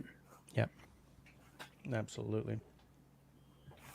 And how close has a fire ever come to your place, Russell? Somewhere between 40 and 100 years ago, this whole area burned down. I can't quite nail it. Depending on who you talk to, it's a different number of decades back. But other than that, I guess up near there's one up near Perry Sound a few years ago. But that's not anywhere close to here. That's still No. 4 hours away. Yeah, okay. Because, yeah, same here. Like, the fires tend to be further up north. And I'm guessing that's because boreal probably goes up a whole lot easier than sort of mixed broadleaf, right? Because a pine tree is all fat wood. You know what I'm saying? So, like, but yeah. Like, do you have a contingency plan if there's a fire, bearing down on your property? You mean like getting the hell out of Dodge kind of thing? Well, that's what I was assuming you would do, is get out of Dodge and hope for the best. Who is it that somebody said that I should get a pump for the pond and I could hose down my cabin, and I don't know how practical that is. Like, I could hose it down from the pond, but I don't know how practical that is. I don't, if a fire suddenly happened upon me, like really, really fast, could I just take the boat out to the middle of the pond with the dogs and we'd be safe? I have no idea. But I think, yeah, the safest option is just to get out of here. Yeah. But it's weird. Like, there's ponds everywhere around here. So I guess a fire could still travel around the ponds. Yeah. Probably not as fast as, further up north, but yeah. I'd be like those guys near the end of Princess Mononoke when they're all out in the water. Yeah. And the god goop is trying to get them. Anybody get that reference? Yeah, I did. I don't know if anyone else did, but that's a good reference. Campbell says, a couple of young men a few kilometers away from camp left a fire unattended last weekend. Volunteer firefighters almost lost control of it. Got it before it hit the tree line. Close call. Jeez. Oh, that happened. I was a kid once, and I see a fire truck going on the road and stopped. And I reached over my bike, and there were like 50 guys that are firefighters and stuff in this big pine forest. And they're just going to town, and they got it under control there. It had to be like at least 5 acres in size, but they managed to get it. It was really weird seeing that firsthand as a kid, though. I was like, what the hell is happening here? Yeah. And all they were doing is just shoveling dirt everywhere. Yeah. I mean, because a forest fire, when you see it, like the pall of smoke and everything, it looks like apocalyptic. Yeah. Tenenbaum says, fire is part of the jack pine's life cycle. It is built to burn. The ponderosa pine is also designed with a fire cycle. A fully mature ponderosa pine has a very thick bark that is meant to withstand forest fires. And like the jack pine, I think the cones open up after a fire. It happened once to me, like not nearly to that size, but I got a burn barrel here and I burn garbage, right? And this one piece of cardboard fell out on the ground. I was doing this once. This is a few years ago. Piece of cardboard fell out. It was still on fire, and I went, "Oh, okay, I better take care of that." And then it just started. I'm like, "Holy shit!" Yikes! Like really, really fast. And luckily, I had this great big piece of plywood there, and I just dropped it right on top. Oh yeah. And for a while there, I was like, "Did I get it all? Did I get it all?" Like, it's scary how fast it can move. Yeah, absolutely. Yeah, I'm glad that that ended the way it did. Yeah, it's really made me aware of how quickly it can go bad. Yeah. I mean, right now there are still towns being evacuated in northern Quebec. Some are being able to move back, and others being. It's like a whole sort of revolving thing. Purple with Hanoa says laws in Europe require homes to be 100 meters from the tree line. Yeah, that's probably. Well, how many trees have you got there? Well, it's kind of like you don't find a forest like this here in England, right? Yeah. It just doesn't exist anymore. Same for the same reasons. There's no, large game over there, right?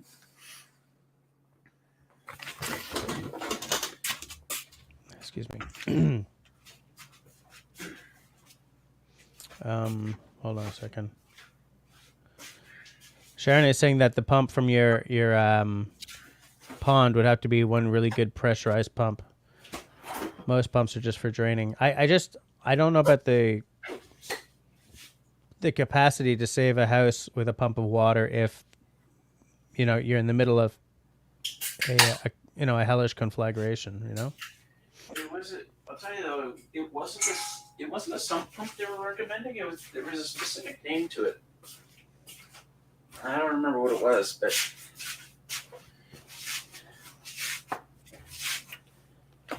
I don't know. Maybe it was super duper fast pump.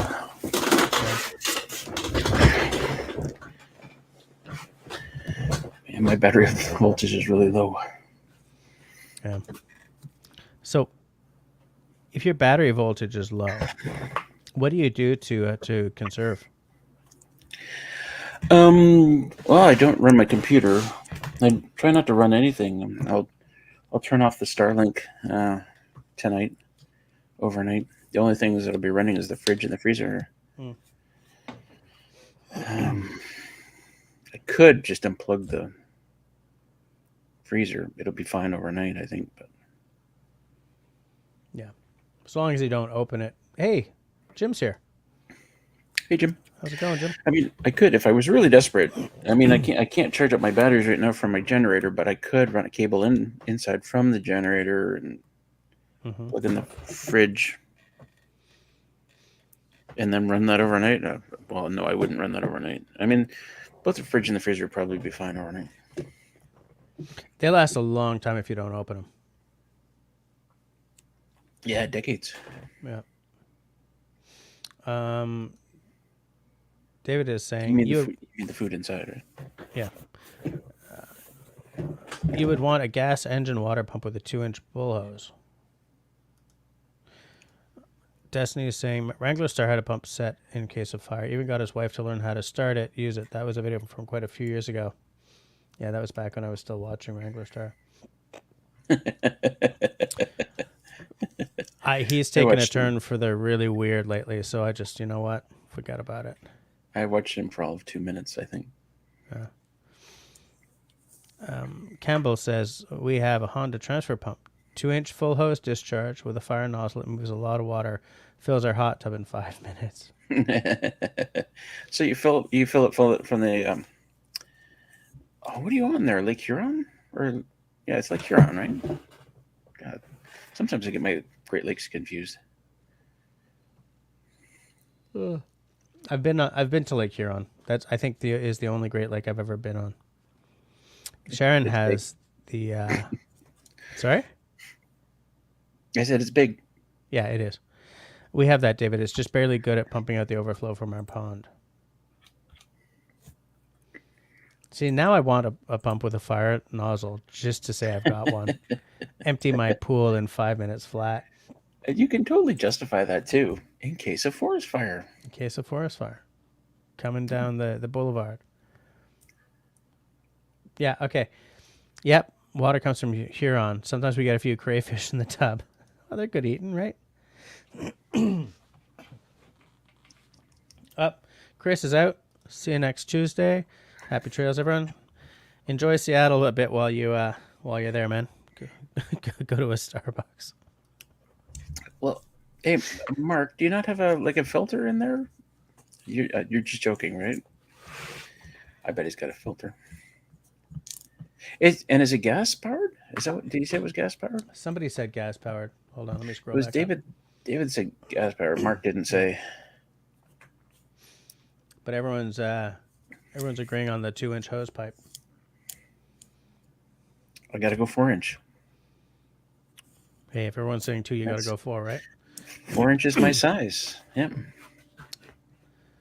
Yep. That's all I've ever needed.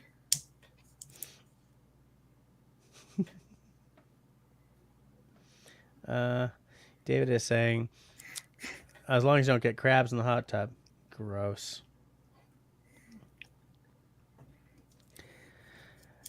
Country Boy is asking, are they cooked by the time you get in the tub? You can just jump on in and, hey, look, they're already cooked. Yeah. Hey, look who's here. Skip, just stopping by to throw in a thumbs up and say hello, and hello, everyone. Hey, Skip. How's it going, Skip? How you doing, Skip? Skip. I just watched the Skip. That before. I just watched the Skip video recently. I forget what it was. It was raised beds. Oh, raised beds. Oh, Campbell says, hold on. Let me go. I got a question for Skip. Skip, hang around for a second. Go ahead. No, you ask first because I think he's not going to stick it out for too long. Skip, you were when you made your raised beds, you're cutting those logs along. Is that along the grain? Against the grain, along the grain? Anyway, do you need a special chain for that, or are you just like winging it there, bud? Because I thought you need a special ripping chain if you're going to rip. Anyway, carry on. You don't need like the Alaskan sawmill or anything for that because you're not making boards, right? He was just sort of cutting them in half. I haven't seen this video yet. He was okay. So he's putting two logs together. So he's cutting off the bottom half of one and the top half of the other, so that they would just. What is that called? Shiplap or no? No. What is it? I forget what it's called. But so it wasn't like he was doing a lot of ripping or anything. He's just cutting down. Okay, if this is the log, he was just cutting down like a foot. Okay. And then making that notch. Okay. He's already gone, isn't he? All right. While we're waiting for Skip to answer, Rebel says, shout out to all the bush firefighters out there. That's a job that I at one point was like, I gotta do that, but I don't think I'd be any good at it because I'm fat and old. Sharon says, gotta be a business right off in there somewhere. Yeah. Okay, so Campbell says, yes, gas-fired has a filter on the intake hose, but yes, we have had a few crayfish, not so many crabs. Everyone's saying hi to Skip. Sharon's saying, don't go there. You're right. Sorry. You can use a regular chain to rip logs, but it dulls the chain pretty damn fast. So you have to sharpen it more often. You have to be pretty good with your sharpener. It looked in the video like he didn't bother changing the chain, so I figured. He wasn't making a lot of cuts either. It was kind of nice to see, that he didn't do anything. It's just like, yeah. Just grab that chainsaw.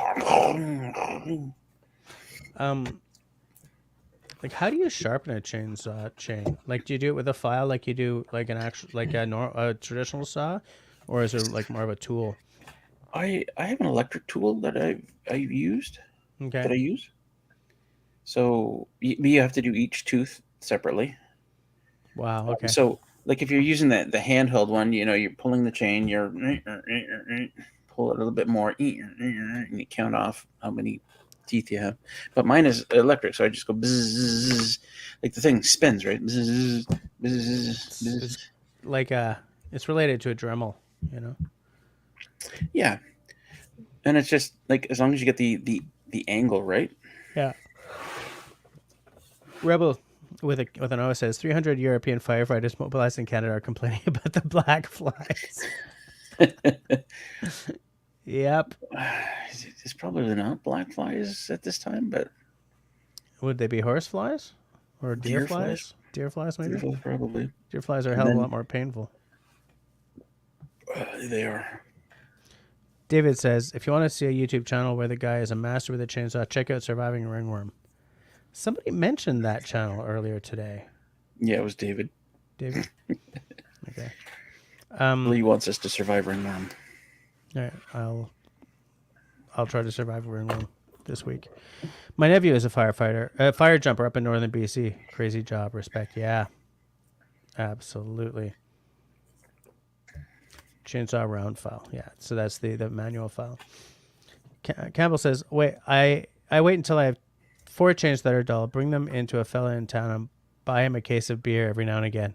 Great deal. He also sharpens our mill band saw blades. Fair enough. I'm guessing if you're like doing it by hand, a 14-inch bar and a 10-inch bar are two very different experiences. Or like an 18-inch or whatever. It's like, oh god, there's just more teeth. It doesn't take that long, really. It really is like bzz, bzz, 2, 3, bzz, bzz. You count 18, and then you got to turn the chainsaw around and do the other 18 because 36. Well, on mine. So you do one and you skip? Well, some of the teeth are pointing left and some of the teeth are pointing right. Let's say, like every other one. So. Mm-hmm. Okay. Oh yeah, Rebel says it takes about 15 minutes. Okay. Only takes me like 2 minutes, but that's electric. Yeah, I've sharpened some hand saws in the past, but apparently She's a Blue says, "Come on, fool." Whoa, whoa, whoa! Did I ban She's a Oops. Blue? Oh no. Did I? He's Did blue. Don't go anywhere.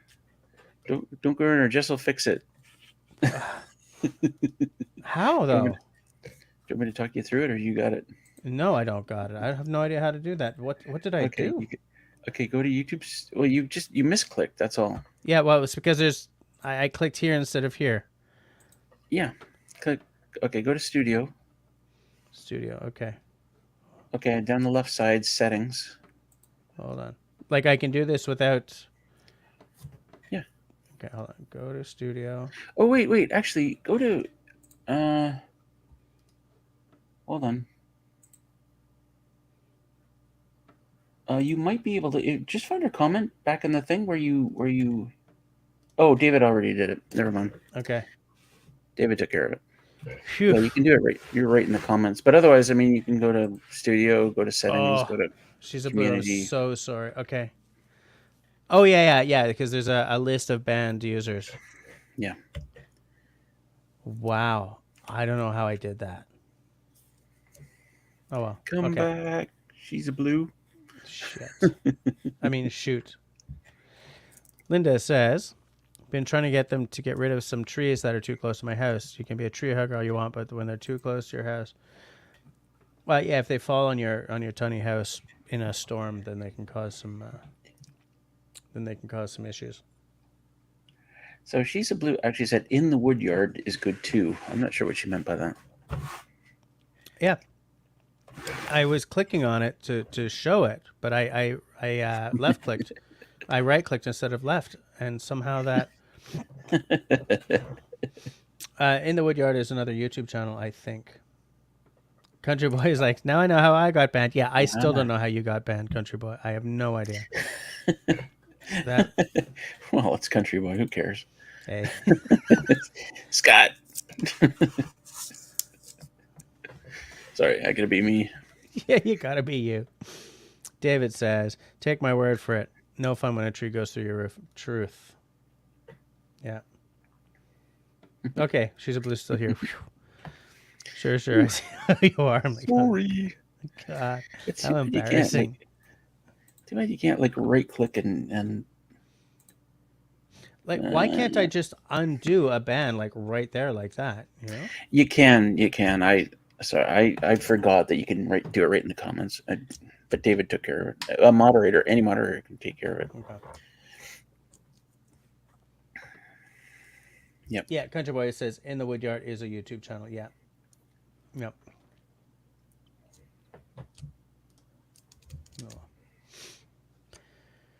Oh. So that was not my most shining moment. Not my worst moment. You've had some doozies, Jess. Yeah. That was a pretty good moment for you. That was a yeah. So I asked like a million minutes ago if anybody noticed anything different about the live stream tonight, but nobody bit. Oh, your mic got dirtier. Oh wow! Mine the other day. Holy crap, dude!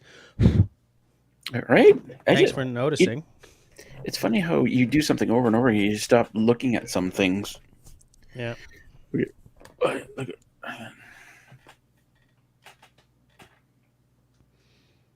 Oh, Russell just froze. Didn't freeze. No, there you go. Just blame it on the drams, says Campbell Outgrid. Oh, so what's different? You're growing hair? Oh, Christy said. I said no. Oops. I said no yawning. Sorry, Christy. Growing a beard? No. No blue bottle? Yeah, it's there. It's just I had to move some stuff. However, New glasses? Jim is commenting on part of it. Yes.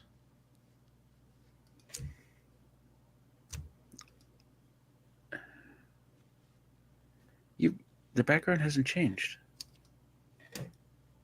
that I can see. Oh, let me make this fuller screener. Yes, make it fuller screener. I mean, it's the same color, right? The same color light, or is it different? Is it purple? Oh, you're drinking pee again? Did you just say I'm drinking pee? It's something. It's a word that rhymes with tea. New cans? Did you get new cans? No. Did you get a new? Did you get liposuction? No, Implants? I'm walking more. What is this stuff that you get injected in your lips? Did you get that? What's that stuff called? But no, what is that stuff called? Oh, Botulism. Botox. It's called Botox. Did you get botulism? It's based on botulism, I think. I don't know. Botox, yeah. You're older? You're certainly older than you were last week. Truth, I'm a week older.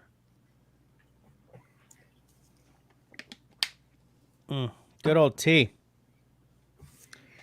I made supper with my air fryer tonight, by the way. So that's it? That's the big reveal? No. Oh, how's your what'd you make? Tonight I made a chicken breast. I made a chicken breast sort of wrapped around some cheddar with a honey Dijon sauce and Brussels sprouts. I hear dogs. Well, half of that sound really, really good. And the other half was chicken?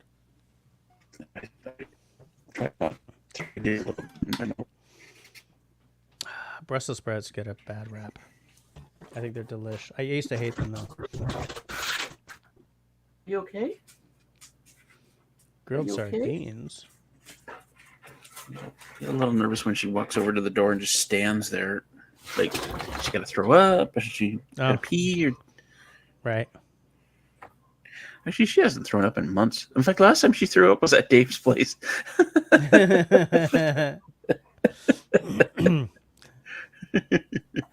See, Dave's a hero.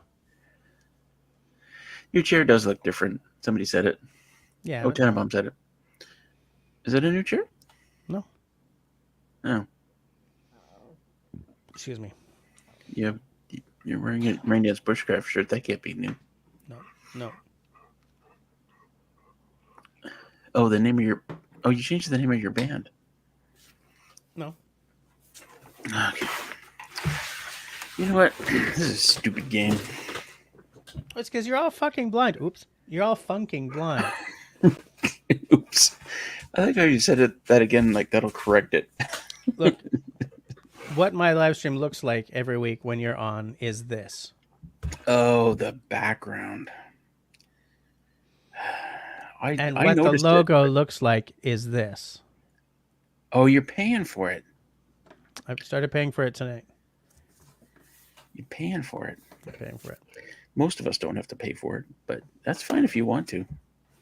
I will pay for it for a year because it's really expensive. Like, to get 1080p, it's really expensive. Like, I don't know if it's worth it expensive. We're in 1080p. Oh, I should have noticed that. I should have noticed all these things. I hate myself right now. You cut me deep, but it's okay. I bruise easily, but I heal fast. I have so many knives to do that with, too.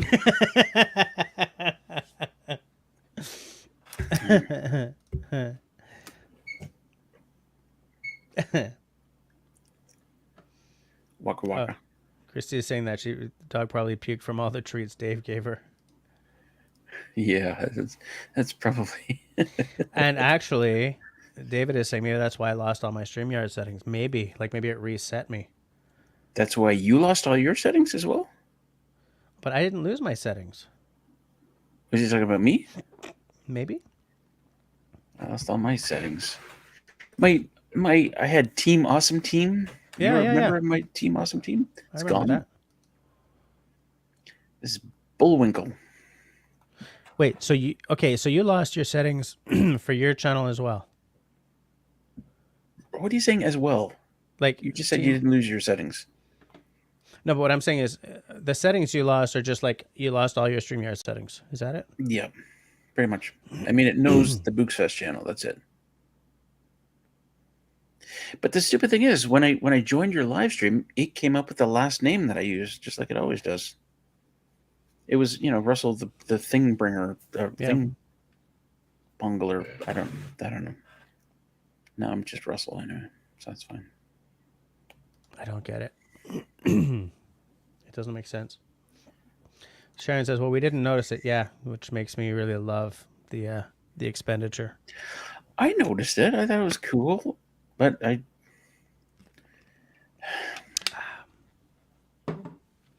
It's all in prep for my 10th anniversary show next month. Oh my god, this is the. All right, I get it. I'm on it, Jess. I'm gonna take care of you, bud.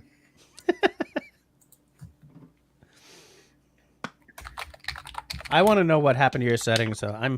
Because if upgrading my account killed all those settings that we had set up, I'm going to be very, very irate. No, because there's no reason for it to forget Team Awesome Team. Right? Just because you upgraded? That doesn't make any sense. Yeah, that doesn't make any sense to me. It just don't make no sense. You know what I'm saying? Tea. Oh, come on. Earl Grey. Hot. You know what stinks? I've had this major urge to watch Star Trek II: The Wrath of Khan lately. Oh, we should do a watch party. I'd love to see that again. Yeah. It's a fabulous film. But I don't... Mark beat me to it. What are you guys doing?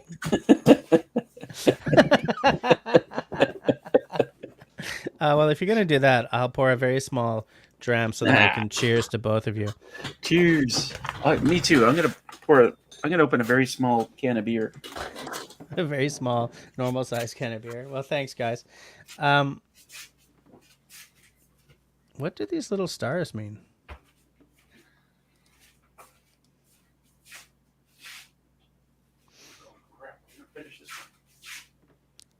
Yeah, so like, because on Netflix I can watch pretty much any Star Trek series, whether it's the original or it's Deep Space Nine or it's Enterprise or it's The Next Generation or it's the animated series, but none of the movies. And of course they don't show up on Disney either because, Paramount's got its own Paramount Plus or whatever it's called now, right? But dude, we could do a watch party. Like YouTube has everything if you don't mind renting it, right? So I rented. Oh yeah, that's true. Watch party. Yeah. And then we can all sit around watching it. I don't know. The rental things aren't that expensive. They're like $5 or whatever. So what? Yeah, that's true. So we should do a watch party. Maybe Wednesday night. Oh, that's tomorrow. That's tomorrow.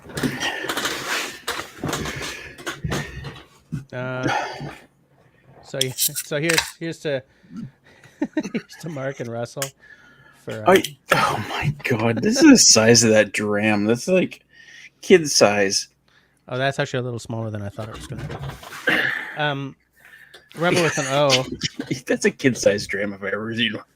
Rebel with an O says, I'm going to test the new Scooby Snacks microdose capsules. I have no idea what that is.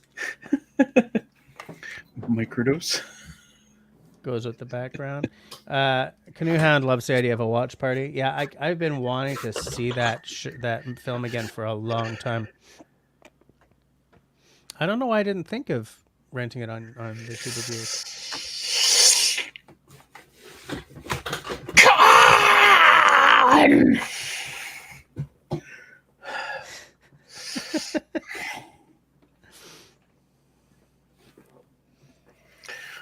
I'll take my Academy Award now, please. Here you go. That was pretty good. Yep. Country Boy says to Rebel with an O, Scooby snacks to what my lady calls the gummies she makes. It's amazing how apropos choosing a Scooby Doo reference for that kind of stuff is, because that show was clearly done while people were like high. You mean the writers? Yeah. And the designer is the whole sort of, Tenenbaum Tenenbaum is meeting us where we're going, and he's taking us there. Oh my Is god! that the Alpha 5? Oh no! You've never watched Supernatural, the TV show, right? There's like 15 I saw the first freaking season. seasons of it. Yeah, Oh, you I saw saw this the first first season. season. Yeah. There's an episode, in season 12 or 13, where they fall into this cartoon universe, and they're with the Scooby-Doo gang trying to solve monster mystery. Wow. I mean, the show has done some pretty bizarre stuff, but when we saw that, we were like, what?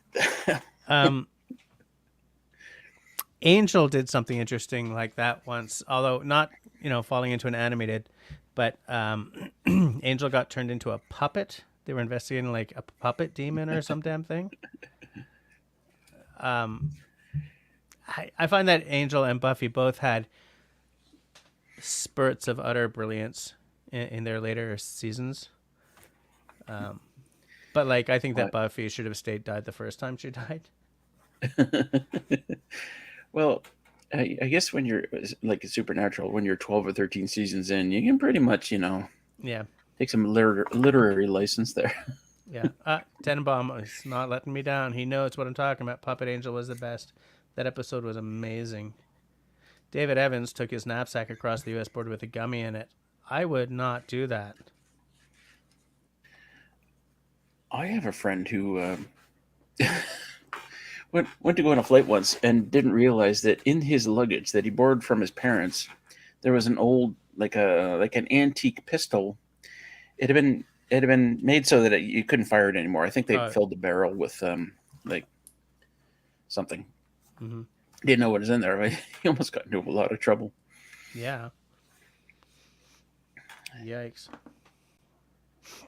That's one unlucky guy.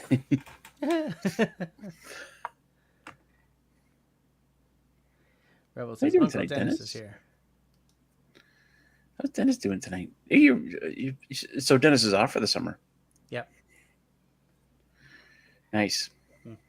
Dennis, you got some big shows coming up in the fall? You already planning? You scheduling?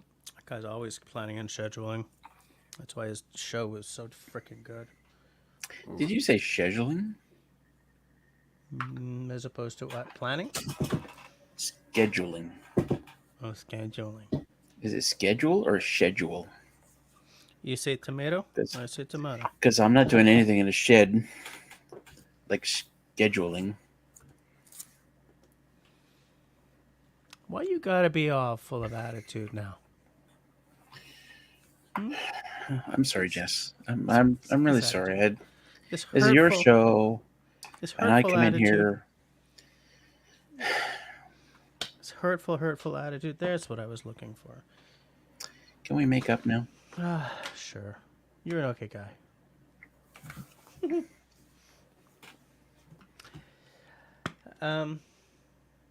Yeah, you have started booking for season 5. Yeah, no surprise. Anybody new? Anything to talk about? Anybody controversial? Oh, you should book me, Dennis, and then I'll say nothing but controversial things. We'll talk about Joe Robinette on Alone. Wouldn't that just make your day? Yeah, Dennis is packing for a wet 4-day-long weekend canoe trip. I really hope that trip goes well, Dennis. I hope you don't get smoked out or anything like that. I don't. Where's he going? Dennis, where'd you say you were going? I was talking to him earlier today, and I was mentioning how like we're not allowed to go in like vast tracts of Quebec. You're just not allowed to go right now. I hope it clears up for you, Dennis. It's clearing up here a little bit. Is it? And what do you leave, Dennis? It looks like around here, there's, starting Saturday, it's a risk of a thunderstorm every day. What is it that time of year where we just get Nothing but forest fires and thunderstorms.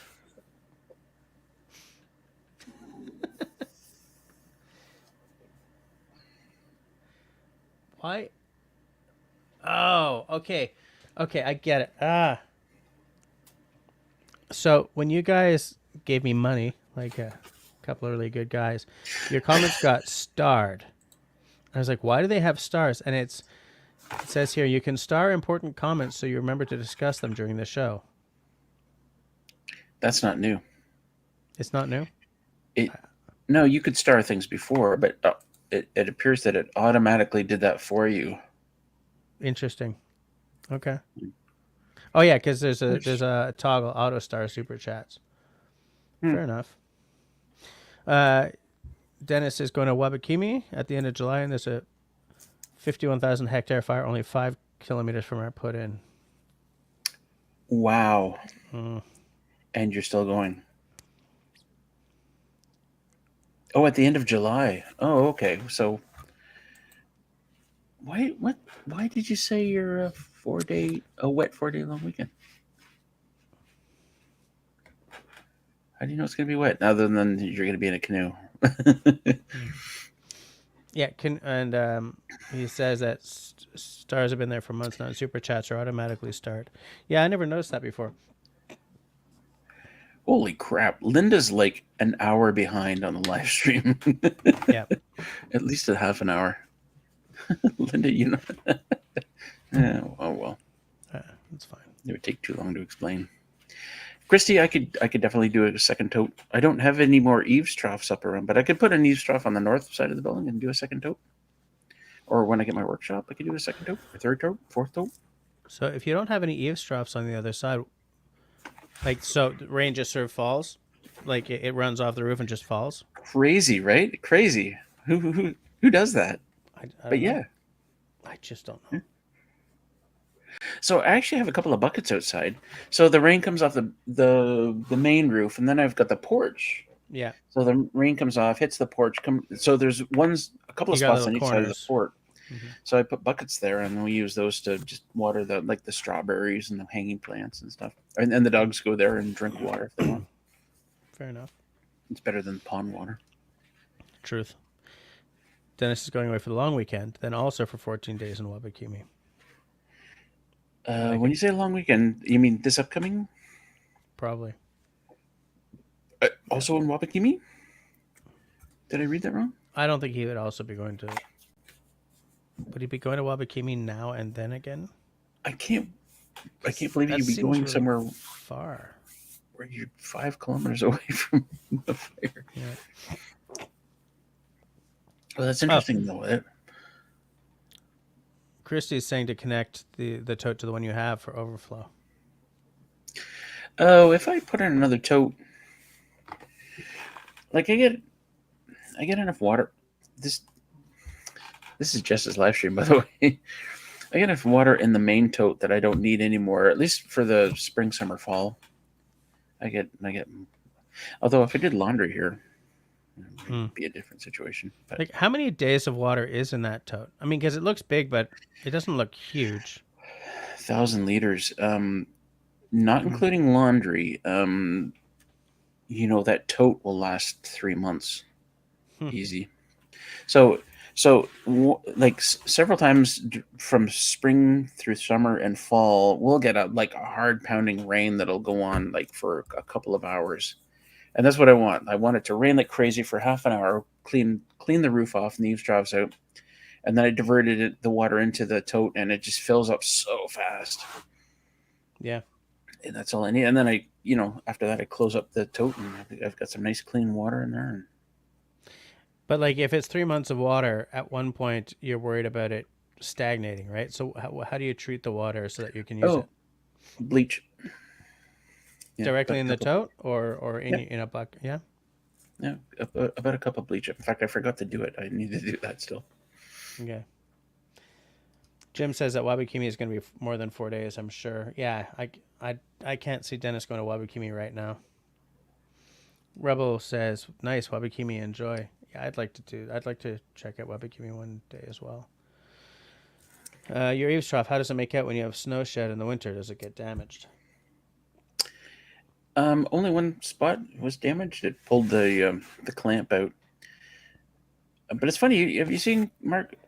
You you may not have seen it if you don't watch all of my videos, which I don't demand anybody actually does. But sometimes the snow comes off and it just starts to Yeah, curl. starts to do this. Yeah. And I've had it like a 4 foot curl on there a couple of years ago. And I don't know how the eaves trough doesn't get torn off Right. when that happens, but it doesn't. No, but just that one spot, it pulled like they sit in like it's almost like a C cup that's screwed into the wool or the fascia, And then it and clips just in. one came out, and so I fixed it a few videos ago, I guess. Yeah. Campbell says, "I'm setting up eaves troughs to get water in a tote. Just worried about snow damage." Well, there you go. I don't know what to tell you. I mean, have you got a metal roof, Mark? That might make a difference. A metal roof must be expensive as hell. Do you still filter the water if it's clean from the tote? When David did this asks. turn into a Russell live stream? Yes. Well, I filter it for drinking. Okay. Drinking and cooking, and otherwise doing dishes or showers, I don't bother. It comes in pretty clean. Dennis says, "We leave on Friday morning and come back Monday. Just going to Temagami. Then at the end of July, we go to Wapikimi." Okay. Got it. I love that, like, just going to Temagami. Like, sitting here in Montreal is like just driving to Mars. You know? It's like, wow, just going to Temagami. The envy is dripping out of every pore I have.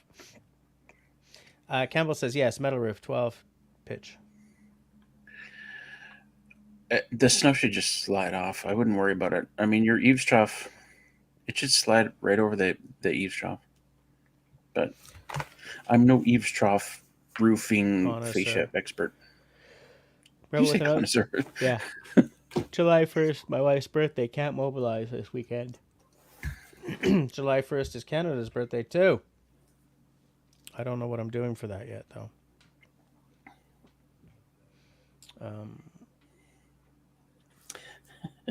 Just taking a look.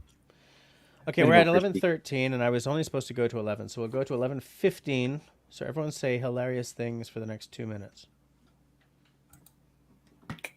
Because I got to work in the morning, and I have to go to the office.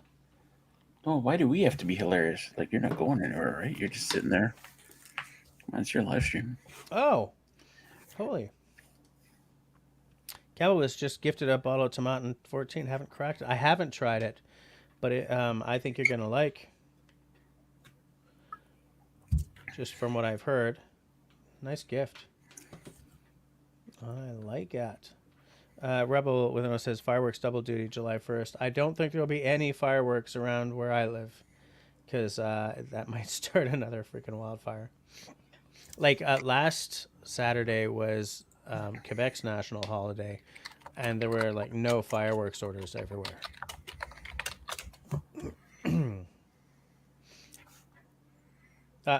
Destiny's out. Okay, y'all. She says, take care and have a great week. See you at Bushcraft. Good night, Destiny. Yeah. Bijous. Bisou. Bisou means little cheek kisses.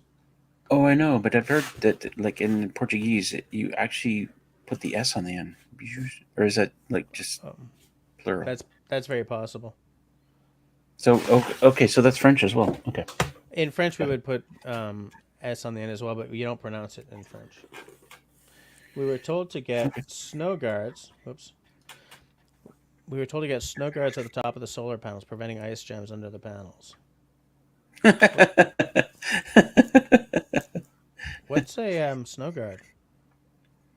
Well, it's the same. You find them on most metal roofs, right? So that the snow doesn't fall off on the walkways or the, Oh, that's that little lip thing? Yeah, the little lip. It holds the snow there. So how would a snow guard above? Oh, I see. To block the snow from getting onto the panels. Yeah, well, poorly installed panels. I guess that might happen. I don't know. Interesting. I guess Rebel with an O is showing how to do bijou in Portuguese.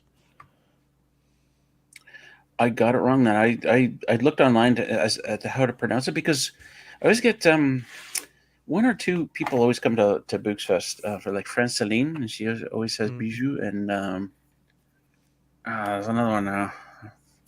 Anyway, I looked it up, and it was they put an S on the end, bijoux. And Franceline is from Brazil, right? I forget where she's from. Franceline Cebolo? Misremembering. Okay, it's 11:16, and I gotta go to bed because I have to take an hour and a half bus to get to the office in the morning. But Russ will hang out so that we can see if we can figure out that problem, and then I'll go to bed. All right. So for those of you who've hung out to the bitter end, all 28 of you, thanks for doing it. I feel all warm and fuzzy towards all of you. And I will see you next Tuesday. Between now and then, as I always say, please stay safe, stay healthy, stay sane, and be kind to one another.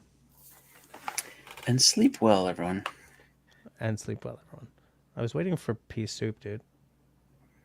Well, you're not wearing the shirt.